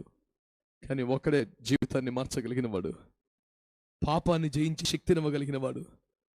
అసలు ఒక్క సినిమా చూడకపోయినా, ఒక్క బూతు మాట మాట్లాడకపోయినా, ఒక చెడ్డ పని చేయకపోయినా, ఒక పాపిష్టి దృశ్యము చూడకపోయినా, అలాంటి ఆశ కూడా కలగనంతగా దాహము తీర్చేసిన జీవజల దాతవుడు ఉన్నాడు. ఆమేన్. పొద్దుగూకుల రోజుకు 3 సినిమాలు చూసే వాళ్ళు మార్చబడి 30 సంవత్సరాలుగా ఒక్కసారి టీవీ కూడా చూడకుండా బతుకుతున్న పరిశుద్ధులు ఎంతమంది భూమి మీద ఉన్నారు. మీరు ఎలా ఉండగలుగుతున్నారు సార్? దాహం అవ్వట్లేదు, మరి ఏం చేయమంటావు? చూడాలనిపించట్లేదు, అసలు ఆలోచన రావట్లేదు. పొద్దున్నలే సారాతో మొంగడిగా ఉండండి మా నాన్న, ఇప్పుడు తాగుతలేదండి చెప్పాడు మన పిల్లడు కూడా వచ్చి. అసలు ఆ తలంపు కూడా లేదా అంటే లేదండి. మొన్న ఖమ్మం జిల్లాలో 15 మందికి బాప్తిస్మాలు ఇచ్చాను. అందులో 6 చెప్పిన సాక్ష్యం ఒకటే. మీకు యేసు ప్రభు మీద అంత గురి ఎందుకు వచ్చిందంటే, తాగుడు మాన్పించమని రకరకాల భక్తులు వ్రతాలు మాలో మేము వేసాం, ఎవ్వడం వల్ల అవ్వలేదు. ఈ పాస్టమ్ గారు చెప్తే చర్చికి పోయాం. ఆ ప్రభు మాకు కనపడి మాతో మాట్లాడి మమ్మల్ని మాన్పించాడు. సంవత్సరం అయింది, ముట్టుకోలేదు అసలు. నేను ఇక తిరగలేదు, ఆయనే కరెక్ట్ అన్నాడు వాడు. స్తోత్రం చెప్పండి. ఒడ్డు మీద నుంచి ఒకటి వీడియో తీశాను, మీకు చూపిస్తాను తర్వాత కావాలంటే. మీకు ఎందుకు ఇవ్వాలి బాప్తిసం? యేసు ప్రభు దేవుడు మీకు ఎందుకు అనిపించిందని అడిగాను. ఈ ఒక్క తాగుడు మానిపించాలని ఎన్ని చేశాం, ఎన్ని మాలలు ఇచ్చి ఎన్ని చోట్ల తిరిగాం, వర్కౌట్ అలా. ఈ పాస్టర్ మరి చెప్తే ఇందులోకి వచ్చాం. కనపడ్డాడు, మానిపించాడు. సంవత్సరం అయింది, అసలు దాని తలంపు కూడా లేదు. ఆయన తప్ప ఇంకెవరు లేడు, దేవుడు ఇచ్చే అన్నాడు. స్తోత్రం చెప్పరే గట్టిగా. ఆయన అన్నాడు, నేను కానీ దాహం తెరిస్తే మళ్ళీ దాహం అవతరా నీ కానీ. ఆమెన్. గో పద్దాకా తప్పక 2 చుక్కలు తాగుతామే. స్తోత్రం చెప్పండి గట్టిగా. యేసు ఉన్నాడు, ఆయన ఒకసారి దప్పికి తీరిస్తే స్తోత్రం చెప్పండి గట్టిగా. ఇక మళ్ళీ ఇంకా సోయి ఉండదండి. పాపం చెయ్యాలని ఆ వ్యభిచారం వైపు, ఆ మద్యపానం వైపు, ఆ సినిమాల వైపు, ఆ జోదం వైపు అలా ఉండదండి. ఇంకా బలవంతంగా కంట్రోల్ చేసుకోవడం కాదు, అసలు అంటే ఆశ కలగదు, వాటి మీద జయం వచ్చేస్తుంది. ఇది మన కృషి కాదు, ఆయన కృప. దీనికోసం ఏం చేయాలండి? ఒక్కసారి యేసయ్యని కలుసుకోండి. మీరు నా ప్రభుని కలుసుకునే పరిస్థితులంతా మారిపోతాయి. అందరూ గట్టిగా స్తోత్రం చెప్పండి. ఆ యేసును కలుసుకున్న ఒక వ్యక్తి లైఫ్లో సాటిస్ఫాక్షన్ లేక, జాబులో సాటిస్ఫాక్షన్ లేక, నిస్సత్తువగా తిరుద్దెగ్గు 80 సంవత్సరాలకు వచ్చేసింది వయసు. లైఫ్ వేస్ట్ అయిపోయిందని బాధపడుతున్నాడు. 80 సంవత్సరాల వయసులో దేవుణ్ణి కలుసుకున్నాడు. అంతే సార్. మిగతా 1 సంవత్సరంలోనే 1 రాత్రిలో 30 లక్షల మందిని ప్రజలను రక్షించగలిగాడు. స్తోత్రం చెప్పండి గట్టిగా. చెప్పండి అందరు గట్టిగా. ఎలా సాధ్యమైంది ఇది? ఆయన్ని కలుసుకున్నవాడు మహానాయకుడైపోయాడు. ఆయన కలుసుకున్న వారు పరిశుద్ధులైపోయారు. ఆయన కలుసుకున్న వారు ప్రవక్తలైపోయారు. ఆయన కలుసుకున్న వారు అపోస్తలులైపోయారు. ఆయన కలుసుకున్న వారు కేవలం 11 మంది అయినా బలమైన దేవుని రాజ్యాన్ని భూమి మీద స్థాపించగలిగారు. నేనంటాను, కలిస్తే ఆయన ఒకరిని కలవండి సరే. దేవునికి స్తోత్రం కలుగును గాక. ఆయన్ని కలవాలంటే మరి ఏం చేయాలండి? అది ఇప్పుడు చెప్తాను నీకు. కలిస్తే ఎట్లుంటుందో మజా చెప్పాను ఇప్పుడు దాకా. ఏమండి, మరి ఆయన్ని కలుసుకోవాలంటే ఎక్కడ ఉండాలని? ఏ కొండను నిలచి కాదు, నీకు ఆ తిప్పలేం లేదు. స్తోత్రం చెప్పండి. నీకు ఆ తిప్పలేదు. మరి ఎక్కడికి రావాలి కలుసుకోవాలంటే? గత రాత్రి అయ్యగారు ఎక్కడ ముగించారో అక్కడికి రావాలి. స్తోత్రం చెప్పండి. ఎక్కడికి రావాలంట? నిర్గమకాండ 36 చదవబాయ్. సాక్ష్యపు మందసము అది అక్కడికి రావాలి. అడ్డతెర ఎదుట అనగా శాసనముల మీద కరుణపీఠము ఎదుట నీవు దానిని ఉంచవలను, అక్కడ నేను నిన్ను కలుసుకొందును. ఒకసారి ఆమేన్ అనండి. ఆమేన్ అనండి. నీవు ధూప వేదిక వద్దకు రావలెను, అక్కడ నిన్ను నేను కలుసుకొందును. ఆమేన్ చెప్పండి ఒకసారి. అందరూ చెప్పాలి గట్టిగా. భక్తులారా జాగ్రత్తగా ఈ మాట ఆలకించండి. ఒకే ఒక మాట. సాక్ష్యపు మందసం ఎదుట ఉన్నటువంటి ధూప వేదిక వద్దకు రండి, అక్కడ మిమ్మల్ని కలుసుకుంటాను. సింపుల్ సూత్రం. నేను మహామహిమలో మహాకాశాల్లో ఉంటాను, మీరేమీ భూమి మీద ఉంటారు. మరి ఎట్ట కలుసుకుంటాం మనం? ఒక మీటింగ్ పాయింట్ పెట్టాను. అది ఏంటంటే ధూపవేదిక అనండి. అందుకే వచ్చారు అయ్యగారులందరూ వైఎఫ్జేకి. పనులు పోటు చేసుకుని 100 కిలోమీటర్లు పెట్టారు. డబ్బులు పెట్టుకుని ఎందుకు వచ్చారు? 100 కార్లు వేసుకొని. దేవునికి స్తోత్రం చెప్పండి. ఆ ధూపవేదిక దగ్గరకు వస్తే ప్రభు అంటాడు, నేను మిమ్మల్ని కలుసుకుంటాను అంటాడు. ఓ ₹1,00,00,000 మాట చెప్తాను. దేవుడు కొత్తగా కలుసుకుంటాం ఏంటి? దేవుడు నాలోనే ఉన్నాడండి. నేను దేవుళ్ళనే ఉన్నానండి. ఎవడు పడతాడో చెప్తున్నాడు కదా తాగేసి కూడా. నాకేం ఇంగ్లీష్ పెద్దగా రాదండి. ఒక ఇంగ్లీష్లో చెప్తున్నాడు, క్లౌడ్స్ నో గాడ్ అన్నాడు. పొరపాటు అయిపోయింది. అయ్యా నాకు అసలే ఇంగ్లీష్ రాదురా నాయనా. ఇప్పుడు అందరూ ఇంగ్లీష్ మీడియం చదువుతున్నారు. నేను మండల పరిషత్, జిల్లా పరిషత్ అటు చదువుకున్నాను. అయ్యా నువ్వేందయ్యా? Where god, heavens and clouds no god. ఓరి బాబోయ్, ఏంది ఈ పరమగీతం? నాకు అర్థమవుతలేదు. అప్పుడు చెప్పాడు, గాడ్ ఈజ్ ఇన్ హార్ట్. అమ్మ బాబోయ్, నీకున్నంత థియాలజీ మాకు ఎక్కడా? ఆరు పచ్చి తాగుపోతాడు ఆడంటే గాడ్ ఇన్ హార్ట్ అన్నా. మరి దేశ ఆడబెట్టేవరా?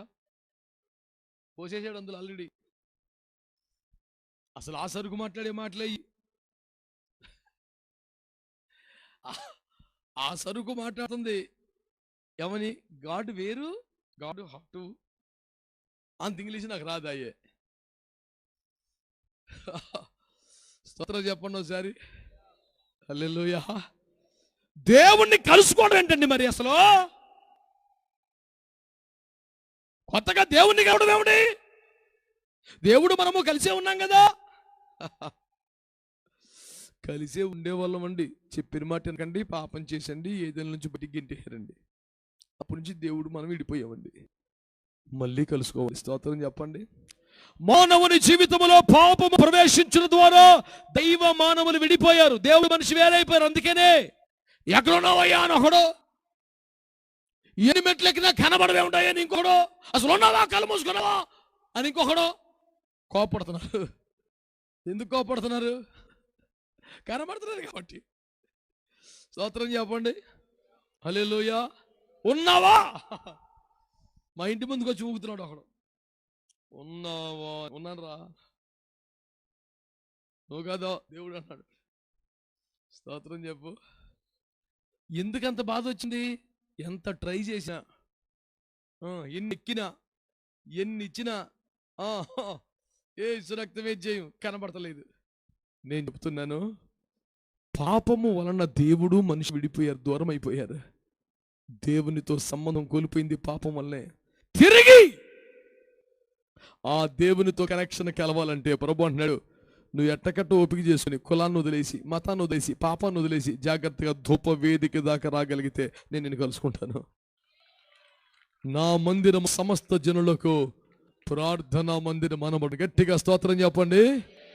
అంటే ఎక్కడికి రావాలి? చర్చికి రమ్మంటే క్రైస్తవులు కలిపేసుకోవటానికి, మీ సంఘంలో కలిపేసుకోవటానికి, డబ్బులు పోగేసుకోవటానికి మనం మాట్లాడుతున్నాం. అసలు పాయింట్ అది కాదు. తెగిపోయిన దైవ మానవ సంబంధాన్ని మరలా పునరుద్ధరించడానికి, మనిషి మరలా దైవాన్ని కలుసుకోవడానికి దేవుడు చేసిన ఏర్పాటు ప్రార్థన. స్తోత్రం చెప్పండి. అందరు చెప్పండి. ప్రభు అంటాడు, నువ్వు అక్కడ దాకా రాగలిగితే, ఎక్కడ దాకా? ధూపవేదిక దాకా, అనగా ప్రార్థనా జీవితం దాకా రాగలిగితే నేను నిన్ను కలుసుకుంటాను. అందరూ స్తోత్రం చెప్పండి. హల్లెలూయా. యేసును కలుసుకుంటే లైఫ్ మారిపోద్దండి. యేసును కలుసుకుంటే పూర్వంలాగా ఉండదండి. యేసును కలుసుకుంటే మనం ప్రపంచాన్ని ప్రభావితం చేయగల శక్తివంతమైన మనుషులుగా మారిపోతామండి. ఆయన కలుసుకోవడానికే మందిరానికి రమ్మన్నామండి. అయ్యా మందిరం దగ్గర బోర్డు పెట్టు, ఇది సమస్త జనులకు ప్రార్థన మందిరం అని. దేవునికి స్తోత్రం కలుగునే గాక. ఏ కులమైనా, ఏ మతమైనా, ఏ జాతి అయినా. ఇంగ్లీష్లో బాగుంటుంది అన్నమాట. It is the house of prayer for all nations అంటాడు. This is the house of the Lord, house of prayer for all nations. అన్ని జాతులకి రక్తం ఇచ్చి చెప్పండి గట్టిగా స్తోత్రం. సమస్త జనములు. కొన్ని చర్చిలో ఈ మాట స్టేజీకి కరెక్ట్. ఇది బాగా పెట్టాడు, ఆయన పేరే వివేకం. దేవునికి స్తోత్రం. కొంతమంది పాస్టర్ గారు చర్చి పెడతారు, యెహోవా వలన ఆశీర్వదింపబడిన వాడా లోపలికి రమ్ము. మరి నీ చర్చికి అందరూ ఆశీర్వించబడిన వాళ్ళు వస్తే ఇంకేంటి నీ పరిస్థితిగా? చర్చికి అందరూ ఆశీర్వించబడిన వాళ్ళే వస్తే చందా కొంచెం బాగుంటుందా ఏంటి? నాకు అర్థమవుతుంది. చర్చికి ఎవరు రావాలి? పాపులు రావాలి, శాపగ్రస్తులు రావాలా, దరిద్రులు రావాలా, చెడిపోయిన వాళ్ళు రావాలా, జీవితాల్లో నాశనం వైపు వీళ్ళు ఆశీర్వదింపబడిన వాళ్ళు రావాలి మరి చర్చికి. పేదోళ్ళు పాపిస్తులు అందరూ పక్క చర్చికి వెళ్ళిపోండి. కొంచెం గట్టిగట్టు వాళ్ళందరూ ఇక్కడికి రండి. ఇదేం దుర్మార్గమైన కోరికని? తప్పలే. యెహోవా వలన ఆశీర్వదింపబడిన వాడు ఆ లోనికి రమ్ము, బయట నిలవలేలని చెప్పింది ఎలియాజరు గురించి. అది పరిశుద్ధాత్మ సాదృశ్యం. ఆయన ఇంట్లోకి ఆహ్వానించిన లాభనగాడు చర్చికి పెడతామంట. అలాగే తీసుకొచ్చే చర్చి ఎవరికే? ఆశీర్వదింపడం కాదు, ఆశీర్వదింపడానికి. చెడిపోయిన బతులు, నశించిపోయిన జీవితాలు, నాశనమైన బతుకులకి, చల్ల చెదరపోయిన బతుకులకి రావాలి దేవుని మందిరానికి. అందుకనే మందిరం ఆశీర్వదింపని వారు కాదు, సమస్త జనులకు ప్రార్థన మందిరం. అందరి గట్టిగా స్తోత్రం చెప్పండి. ఏదో రాసేస్తాం కదా, వాక్యం బాగుందని కొంచెం కలిసి వస్తుంది. దేవునికి స్తోత్రం. నేను చాలా చర్చలకు వెళ్తున్నా, మనసు పాడైపోద్ది చూడగానే. ఇది నీతిమంతుని గుణం. మరి పాపిస్తుడు ఎట్లా రావాలరా? కిటికీ ఎక్కడ ఎరది చేసి ఏ బుర్రలో ఉండదు. అది ఎక్కడ వాడాలి వచ్చిన ఏం అడవుంటుంది. మంచి వాక్యం. ఇదే క్లాస్ గుమ్మం కదా, గుమ్మం ఎక్కడ ఉందో కొడతాడు, సర్చ్ గుమ్మం ఓ 10 వస్తాయి. అందులో కొంచెం కాస్ట్లీ తగిలింది రాసేస్తాడు. ఎందుకంటే అతను యెహోవాకు పరిచర్య చేయించుండను, కానీ యెహోవాని ఇంకను. మరి అలాంటి వాళ్ళందరూ రాస్తారుగా. దేవునికి స్తోత్రం. నా మీద పడి అడవకండి, చెప్పిన మాట అర్థం చేసుకోండి చాలు. దేవునికి స్తోత్రం కలుగునుగా. దేవునికి స్తోత్రం చెప్పండి మంచిగా. ఇదిగో యేసు ప్రభు నీతో మాట్లాడుతున్న ఒక మాట జాగ్రత్తగా విను. నువ్వు ఆయన్ని కలుసుకుంటే పరిస్థితులు మారిపోతాయి, జీవితం సంపూర్ణంగా మారిపోతాయి, రూపాంతరపరచబడిపోతాయి. కలుసుకునే ప్లేస్ వేరే, దేవుని మందిరం. రెండయ్యా మందిరానికి అంటాడు, రే నచ్చిన వస్తాను, ఎందుకు అందరిని కేకేతను? నేను కేకేతను అంటే మౌడు కేకేమన్నాడు. ఎవరో ఓనర్ గారు, ఆయన పనుని దాచుని పాలేరు నేను. మరి ఆయన రెక్కలమ్ముకున్న తర్వాత ఆయన చెప్పిన చేయొద్దేంటి? పేడకలు తీయమంటే తీయాల. స్తోత్రం చెప్పండి. 20 సంవత్సరాలు యాకోబు తీశాడు పేడకలు, అమ్ముడు అయిపోయాడు. ఎల్లరకముడు దేవుని స్తోత్రం. స్తోత్రం చెప్పరే. హల్లెలూయా. మొన్న ఆయన అలాంటి పనులు చెప్పలేదు నాకు. ఆయన చెప్పాడు, రే అందరిని కేకారు అన్నాడు. ఎందుకు ఆయన అడిగా? నేను వారిని కలుసుకుంటాను రోజుసారి. నా పిల్లలు రా దూరం అయిపోయారా? నా పిల్లలే అని ప్రేమతో పెంచి తిని గొప్పగా చేయ తలచితి వారిని, తిరుగుబాటు చేయుచు నన్ను వేధించిరి, నన్ను వేధించిరి. ఆకాశమా ఆలకించుమా, ఓ భూమి చెవియొగ్గుమా. చెప్పుకున్నాడు ప్రజలకు బాగా. ఆకాశం ఎవడు ఎంటలేదు నా బతుకుని విను. నా పిల్లలని ప్రేమతో పెంచి పెద్ద చేశాను, గొప్పగా చేద్దాం అనుకున్నాను, వాళ్ళు ఇటో చెదిరిపోయారు. ఒకసారి కేకేరా అందరినీ. నేను భూమి మీద తిరిగేది, అన్ని ఊర్లు తిరిగేది ఆ పని మీదే. మీరు యేసయ్య మందిరానికి వెళ్ళండి అయ్యా, అక్కడ కలుసుకుంటాడు మిమ్మల్ని. స్తోత్రం చెప్పండి గట్టిగా. హల్లెలూయా.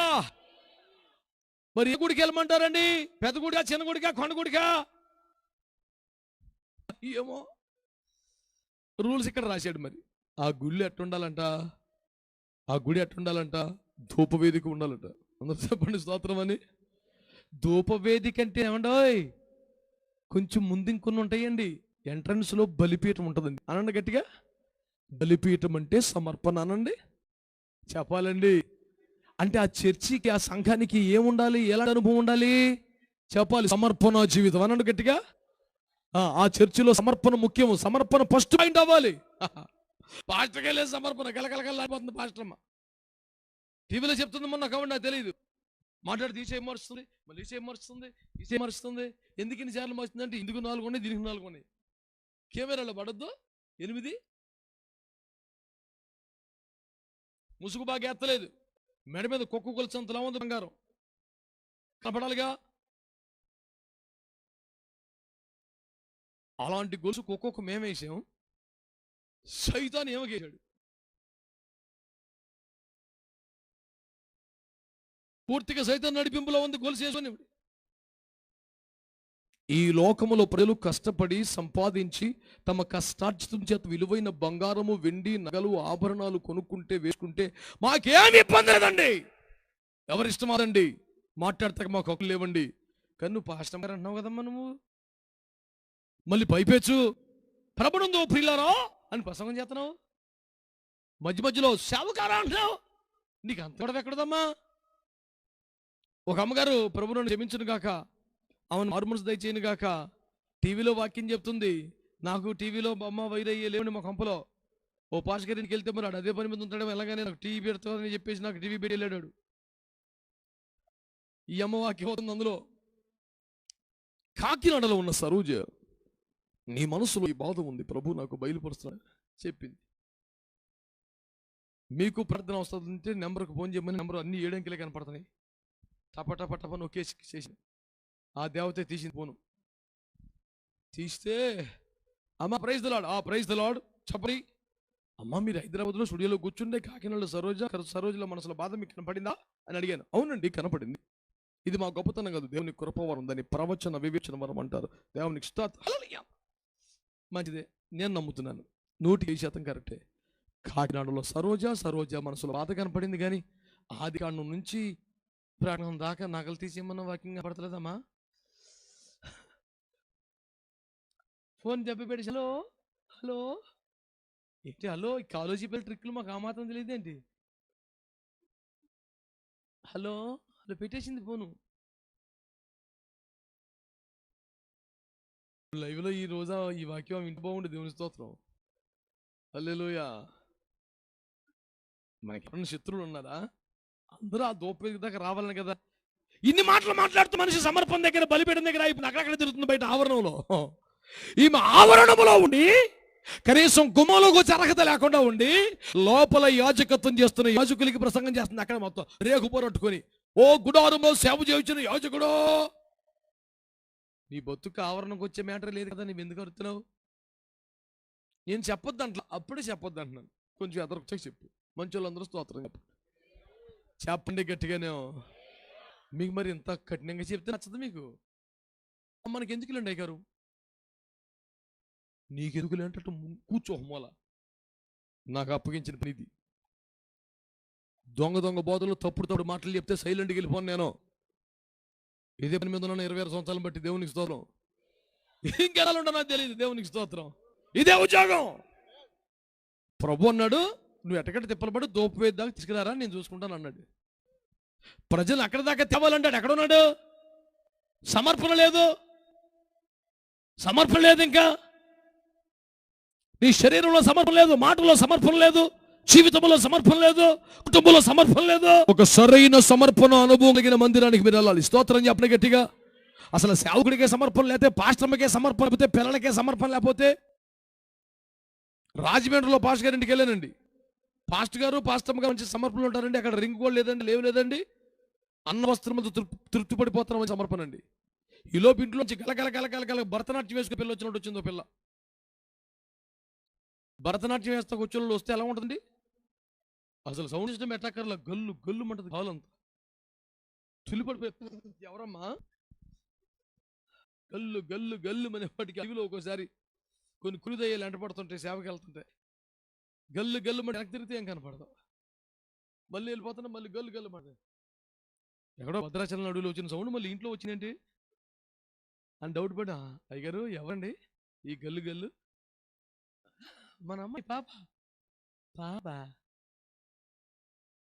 మీ ఇద్దరు నామాలకు ఉంది ఏంటండి? వాళ్ళకి రావాలండి, మనం బలవంతం చేయకూడదు. అంటే చదువుకుంటానంటేనే చదివిస్తున్నావా, చేపించావా? వాళ్ళకేం తెలుసండి? అన్నం తిన్న వదిలేసావా, తినిపించావా, వాళ్ళకేం తెలుసండి? మరి సమర్పణ అంటే వాళ్ళకే తెలియాలండి. సిగ్గేది నీకు? నువ్వు తండ్రివా హాస్టల్ ఆడినవరా? నువ్వు అసలు పూట కింద ముద్దెడుతున్నావు అంతే, నీకు తిండి ఎడితే సరిపోయింది. నువ్వు ఒక తండ్రివా? అబ్రహాం చేశాడు. ఇస్సాక్ గారు, ఏమని ఇస్సాక్ గారు, ఓ యువరాజు గారు బలిపీఠ మెక్తారండి. బాబు మంచి మనల్ని వెళ్ళాలండి మరి అన్నాడండి. కాలు చేతి తీసి కట్టి పెట్టాడు అంతే. దేవునికి స్తోత్రం చెప్పండి. తండ్రి అన్నవాడు కాబట్టి దమ్ము ఉండాలి. మంచి వాళ్ళు స్తోత్రం చెప్పండి. నా చిట్కాది బుజ్జిగాది గజ్జిగా జాగా సైకిల్ మాటలు మాట్లాడుతున్నావు.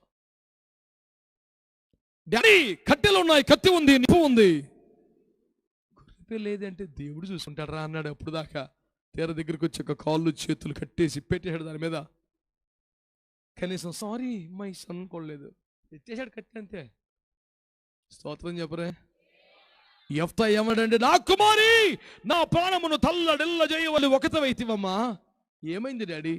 నేను విజయం సాధించినప్పుడు నా ఇంట్లోంచి ఏది నాకు ఎదురొస్తుంది యెహోవాకు బలిస్తానని మొక్కుకున్నాను. ఏ గుర్రమో ఏ జీవరాశి వస్తుంది అనుకున్నాను, నువ్వు వచ్చావు బిడ్డ. ఇప్పుడు ఏం చేయాలో తెలుస్తలేదు అంట్లా. యెహోవాకు మాట ఇచ్చి ఉన్నాను, ఇప్పుడు ఇక వెను తీయలేను. ఏడుసా కానీ ప్రతిష్ఠించేస్తా. దమ్మున్న తల్లిదండ్రులు కావాలి. స్తోత్రం అనండి సరే. పిల్లల్ని అలా బలవంతం చేయకూడదండి. స్కూల్కి వెళ్ళకపోతే మానిపించాలండి, సినిమాకి వెళ్తానంటే పంపించేయాలండి, ఇంకెక్కడికన్నా వెళ్ళిపోతానంటే ఎవరితోనూ పంపించేయాలండి. అంటే మాలో కాళ్ళు ఇచ్చి పొయ్యిలో పెట్టేస్తాను. నేను కంఠంలో ఊపిరి నేను మళ్ళీ మరి సమర్పణలకు సొంతంగా రావాలండి. సైతాన్లాగా మాట్లాడుతున్నాం ఎందుకు? సైతానా మారు మనసు పొంది దేవుని బిడ్డలాగా మాట్లాడు. గట్టిగా స్తోత్రం చెప్పండి. హల్లెలూయా. స్కూల్కి వెళ్ళకపోతే బరబరి ఇడిసికెళ్ళిపోయి నువ్వు కొట్టిన చాలక మెసేజ్ దగ్గర పారేసి బుద్ధి చెప్పండి, చెత్తకోటండి అసలు. అదే మాట పాస్టర్ గారు చెప్తావా? పాస్టర్ గారు మా అమ్మాయిని కోపడ్డారు, మేము ఇంకో చర్చికి వెళ్ళిపోతున్నాం, వెళ్ళు అక్కడ రేవెట్టేస్తారు. దేవునికి స్తోత్రం చెప్పండి. వీళ్ళు తీర్థయాత్రలు బతుకు వారం చర్చికి వెళ్తారు, వీళ్ళు స్థిరపడరు ఒక దగ్గర. ఈ పాస్టర్ గారు కోపడనుకోండి, మాయి గారు మొదట్లో మంచిగా ఉండేవారు, ఇప్పుడు బాగా కోపడుతున్నారు. మొదట్లో మంచిగా ఉన్నావు కాబట్టి కోపడలేదు, ఇప్పుడు ఎదవేలేసో కోపడ్డారు. ఈ యాసం ఆ రోజు అయితే ఆ రోజే రేవైపోను. మంచోళ్ళందరూ స్తోత్రం చెప్పండి. మంచోళ్ళు అయితేనే చెప్పండి గట్టిగా.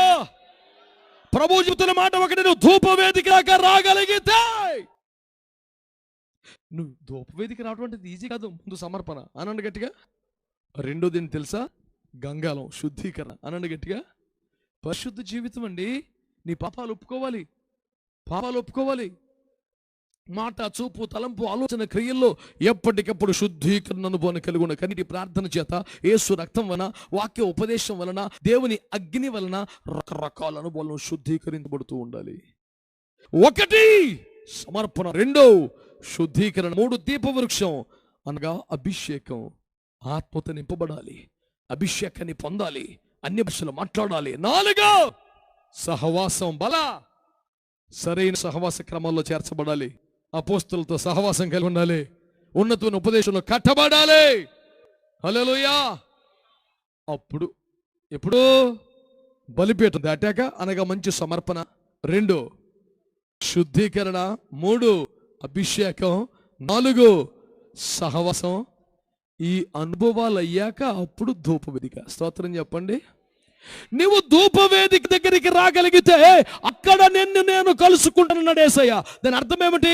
నువ్వు కనుక సరైన సమర్పణలో కాగలిగితే, పరిశుద్ధ జీవితం రాగలిగితే, పరిశుద్ధాత్మభిషేకం పొందగలిగితే, అపోస్తుల సహవాసములో నిలబడగలిగితే అప్పుడు సరైన ధూపవేదిక ప్రార్థన జీవితం. అక్కడ దాకొస్తే కలుస్తాడు నిన్ను. ఆయనే మోసం చేయలా, ఆవరణలో బయట నుంచి రారని చెప్పలా.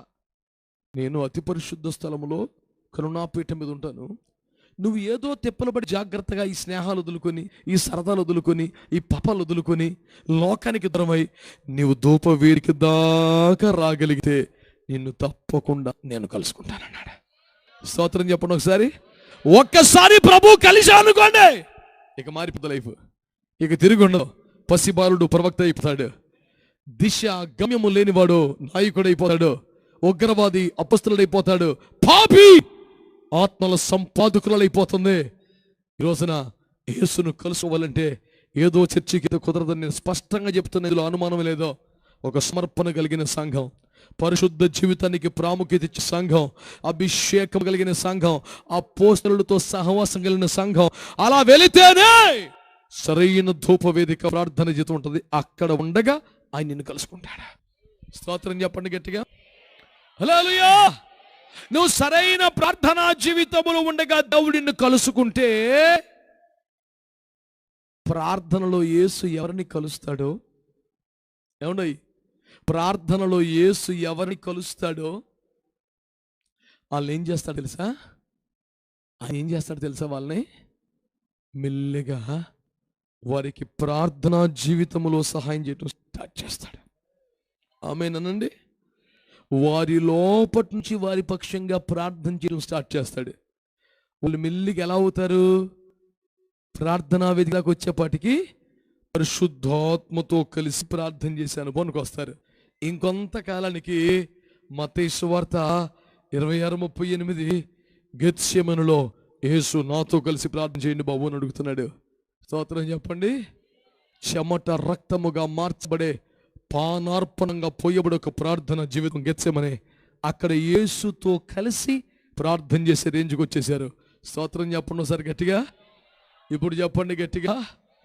ఇలా జరిగిన తర్వాత, నా మాట శ్రద్ధగా వినండి బిడ్డలారా, ఇలా జరిగిన తర్వాత మనం ఆ ప్రార్థనలో ఉండగా, ఆ ఉపవాసాల్లో ఉండగా, ఆ ప్రతిష్టలో ఉండగా, ఆ సమర్పణలో ఉండగా, ఆ అభిషేకములో ఉండగా, ఆ పానార్పణముగా భయపడుతున్నటువంటి ఆ ప్రార్థనా జీవితంలో ఎదుగుతూ ఉండగా అకస్మాత్తుగా బూర మోగుద్దే.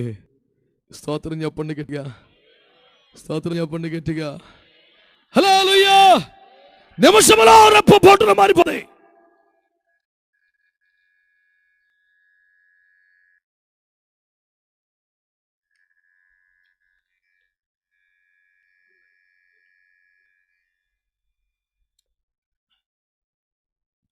దేవునికి స్తోత్రం. కూర్చో. మేము మా ఊడు పాంసం పరిష్కరించేళ్ళే. దేవునికి స్తోత్రం. హల్లెలూయా. జాగ్రత్తగా నా మాట వినండి బిడ్డలారా. ఏదైనా సమస్య సృష్టిస్తే దాన్ని బంధించే సేవకుడి పని. వెరీ గుడ్, మంచి వాడబడ్డావు. దేవునికి స్తోత్రం కలుగునుగా. హల్లెలూయా. ఆటంకములు తొలగించాలంతే. దేవునికి స్తోత్రం కలుగునుగా. మాకు మినిస్ట్రీలో టీం వర్క్లో ఒక స్లోగన్ నేర్పాను మా పిల్లలకి. ఏంటి తెలుసా? Destroy the disturbance. ఏదైనా చిన్న శోధన తీసేతలు పడి, అది అంత విలువైన వస్తువైనా సరే పనికి ఆటంకం రాకూడదు. నేను మీ వస్తువు ఏం చేయలేదు, స్విచ్ ఆపాడు అంతే. ఇట్టా నేర్పు తీసుకొచ్చి నా బాక్స్ ఏం చేశాడు అనుకునేవు, ఏం చేయలే, స్విచ్ ఆపాడు అంతేగా. అంతే.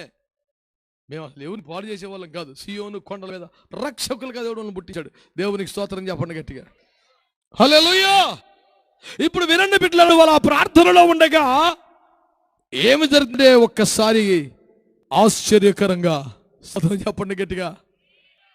నీలో పరిశుద్ధాత్ముడు ప్రార్థన చేయుచున్నాడు. నువ్వు యేసుతో కలిసి ప్రార్థన చేస్తున్నావు. ఇలా ఉండగా ఏం జరిగింది తెలుసండి? అకస్మాత్తుగా శత్రువు వచ్చాడు. యేసు ప్రభువుని అరెస్ట్ చేద్దామని వచ్చాడు. ఆశ్చర్యం. ఎవరు చూసినా యేసు ప్రభు లాగే ఉన్నారు.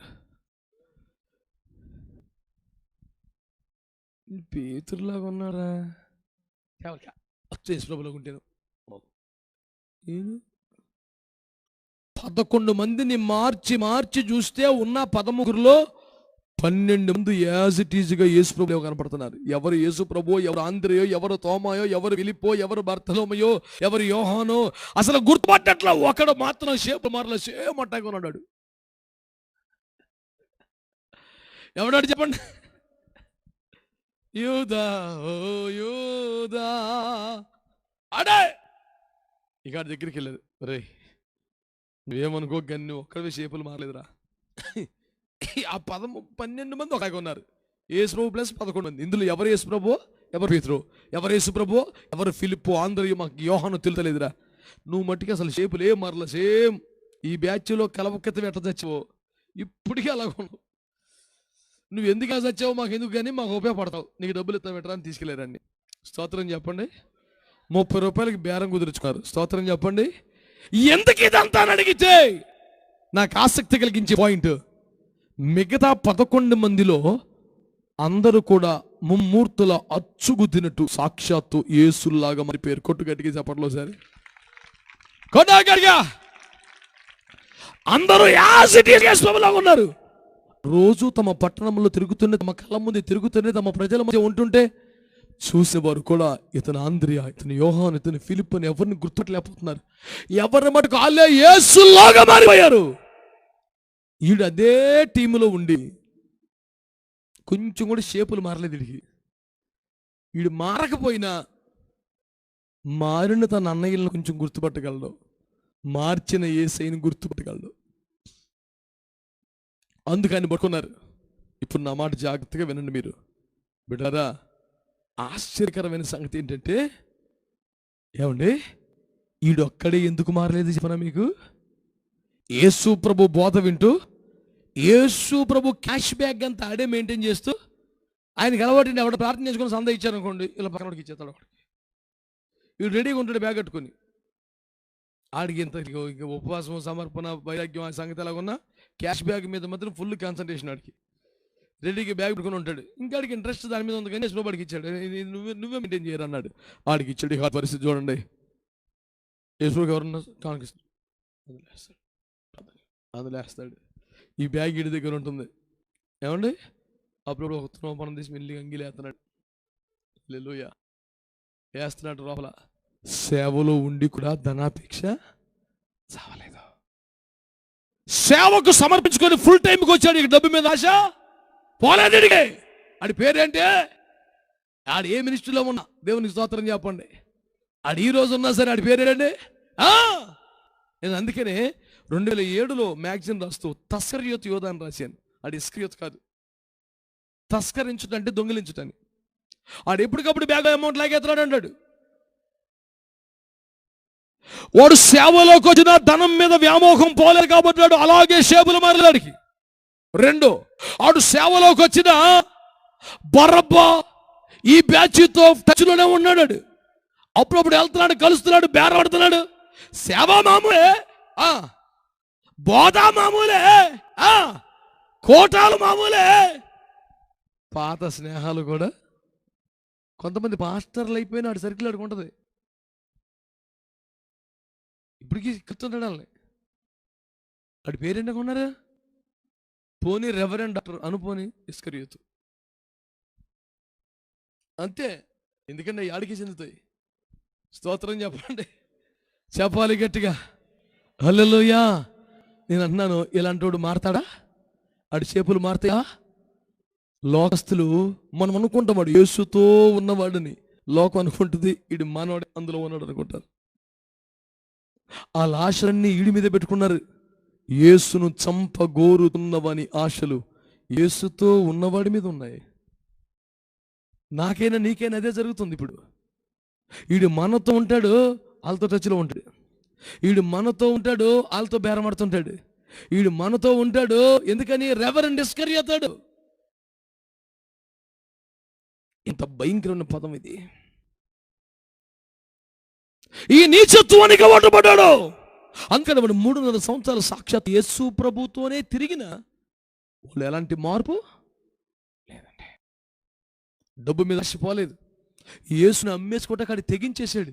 యేసయ్య మీద ఎంత ప్రేమ, కృతజ్ఞత, ఆరాధన, భక్తి ఏమీ లేవు. 30 రూపాయలకి ఇసిరిపారేశాడు యేసు ప్రభుని. ఎంత నీచత్వం, ఎంత అల్పత్వం ఇది. ఈ రోజున ప్రభు నీతో మాట్లాడుతున్నాడు. నీవు ఆయన్ని కలుసుకుంటే మాత్రమే చాలదు, ఆయనతో మాత్రమే జీవించ అలవాటు చేసుకుంటే నువ్వు మారుతావు ఆయనలాగా. ఇస్కరియోతు ఆయన్ని కలుసుకున్నా మారలేదు. ఎందుకు మారలేదు? లోక స్నేహాలు వదలలేదు, ధనాపేక్షను వదలలేదు. అందుచేత యేసును కలుసుకున్నా యేసులాగా మారలేదు. ఈరోజు యేసును కలుసుకున్న విశ్వాసులారా, సేవకులారా, యథార్థంగా చెప్పు. ధనమయమోహాన్ని వదిలేసావా? ధనాపేక్షను వదిలేసావా? డబ్బు మీద ఉన్న మమకారాన్ని చంపగలిగావా? లేదా? తేడగా ఒక్క మాట చెప్పు. డబ్బు మీద ఉన్న మమకారం, వ్యామోహం, ఆశ చంపుకోగలిగితే, బిలాము దాన్ని చంపుకోలేక, ప్రభువా నన్ను విడిచిపెట్టి వెళ్ళకు ప్రభువా, నా ఇంట్లో ఉండు ప్రభువా, ఈ రాత్రి నిలిచి ఉండు ప్రభువా అని ప్రభువుని అడగటం మానేసి, ప్రభువుని అలా పెట్టి బయటికి వెళ్ళి ఈ రాత్రికి నిలిచి ఉండండి అని బాలాకు మనుషులను బతిమాలుకున్నాడు. నువ్వు ఎవరిని బతిమాలుకోవాలి? యేసయ్యని బతిమాలుకోవాలి కదా. కానీ యేసయ్యని బతిమాలుకోవట్లా. ఈ రాత్రి నిలిచి ఉండమని వాళ్ళని బతిమాలుకుంటున్నాడు. డబ్బు వస్తే, ఆడు కానుక ఎక్కువిస్తే వాడిని ప్రాధాయపడతావా? ఎలీషా అన్నాడు, అవసరంలా పట్టుకెలా. దానియేలు అన్నాడు, అవసరంలా పట్టుకెళ్ళు. అబ్రాహాము అన్నాడు, అవసరంలా పట్టుకెళ్ళు. దమ్మున్న వాళ్ళు యేసును పట్టించుకోకుండా ఈ రాత్రి నిలిచి ఉండు. ఎవరిని బతిమాలుకుంటున్నావు? నీ దగ్గర నీ ఇంట్లో ఉండాల్సిన ధనమా ప్రభువా? నీ సంపద యేసయ్యా, డబ్బా? నీ ఈ ధన వైభవం పోకపోతే, లోక స్నేహాలు వదలకపోతే నువ్వు యేసు వలె మాలేవు. నువ్వు ఈ స్థితిలో ఉంటూ ఉండగానే అకస్మాత్తుగా బోర మోగుద్ది. జాగ్రత్త. బోర మోగితే ఏమవుద్ది? నిమిషములో రెప్పపోటున మార్పు చూద్దాం. అందరూ చేతులది గట్టిగా స్తోత్రం చెప్పండి ఒకసారి. హల్లెలూయా. అయితే బోర మోగును, నిమిషముల రెప్పపోటున మార్పు చెందదము. రెప్పపోటున మారిపోతావు. ఎక్కడికి వెళ్ళిపోతావు?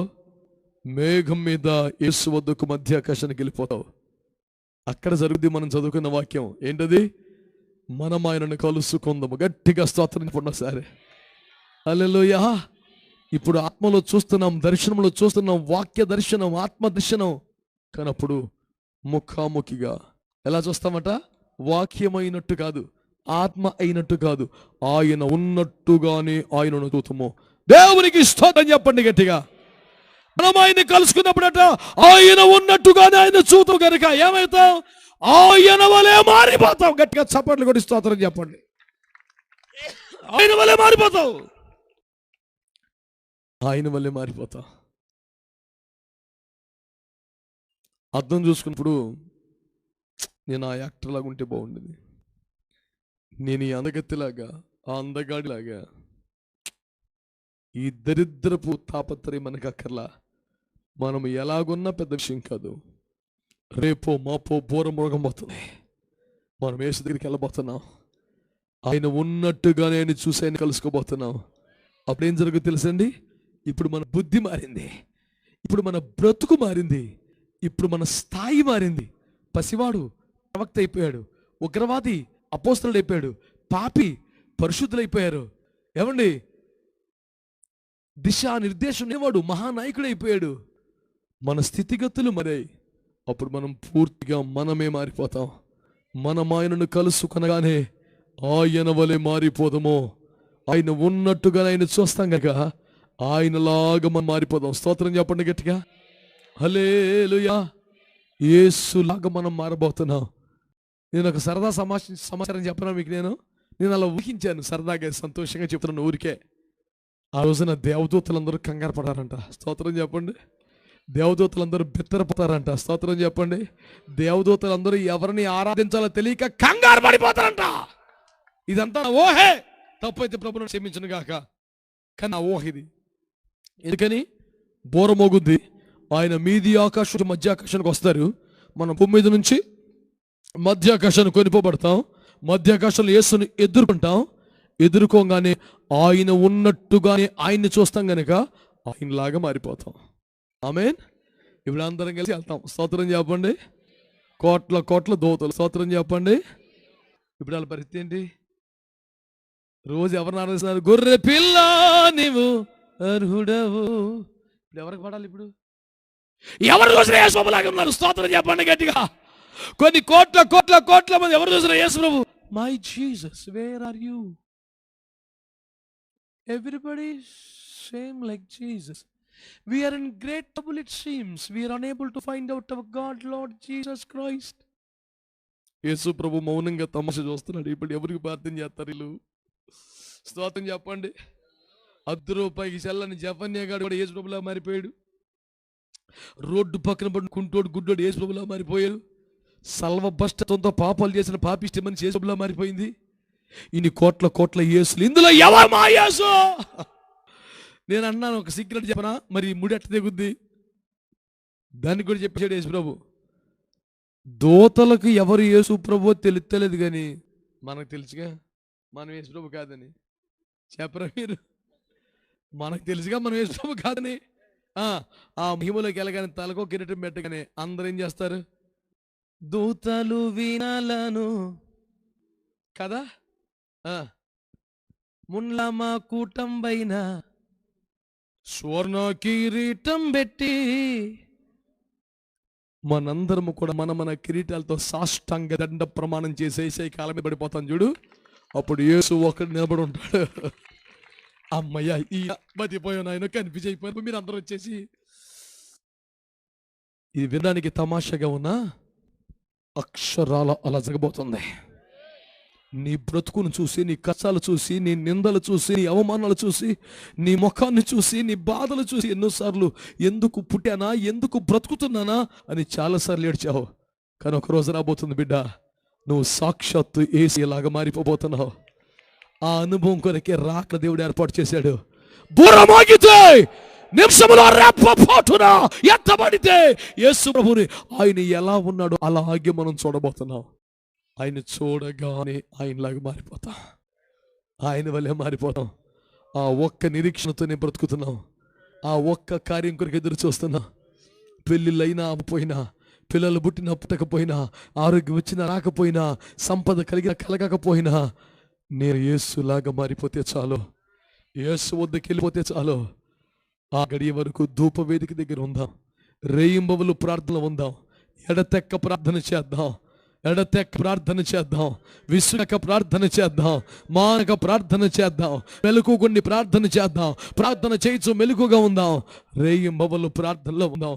ధూపవేదిక దగ్గరే పడద కలిపెడదాం.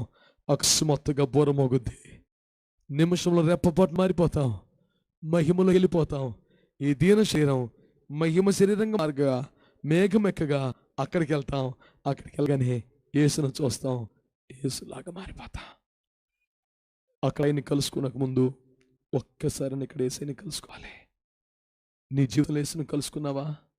మందిరంలో ప్రభువుని కలిసావా? మెడగదిలో ఉండేవారిని ఆయన కలుసుకోబోతున్నాడు. ధూప వేదిక దగ్గరికి వస్తే ఆయన నిన్ను కలుసుకోవాలని చూస్తున్నాడు. వినువీధిలో ఆయన ఒక్కసారి కలియక ముందే ఇక్కడ నువ్వు యేసుని కలుసుకోవాలి. అలాంటి ప్రార్థన జీవితం, అలాంటి సమర్పణ, అలాంటి నిరీక్షణతో ఎదురు చూడు. కృపగల దేవుని ఆత్మ యేసును కలుసుకుంటూ నిన్ను సిద్ధపరచును గాక. ప్రార్థన చేసుకుందాం, మోకరించండి.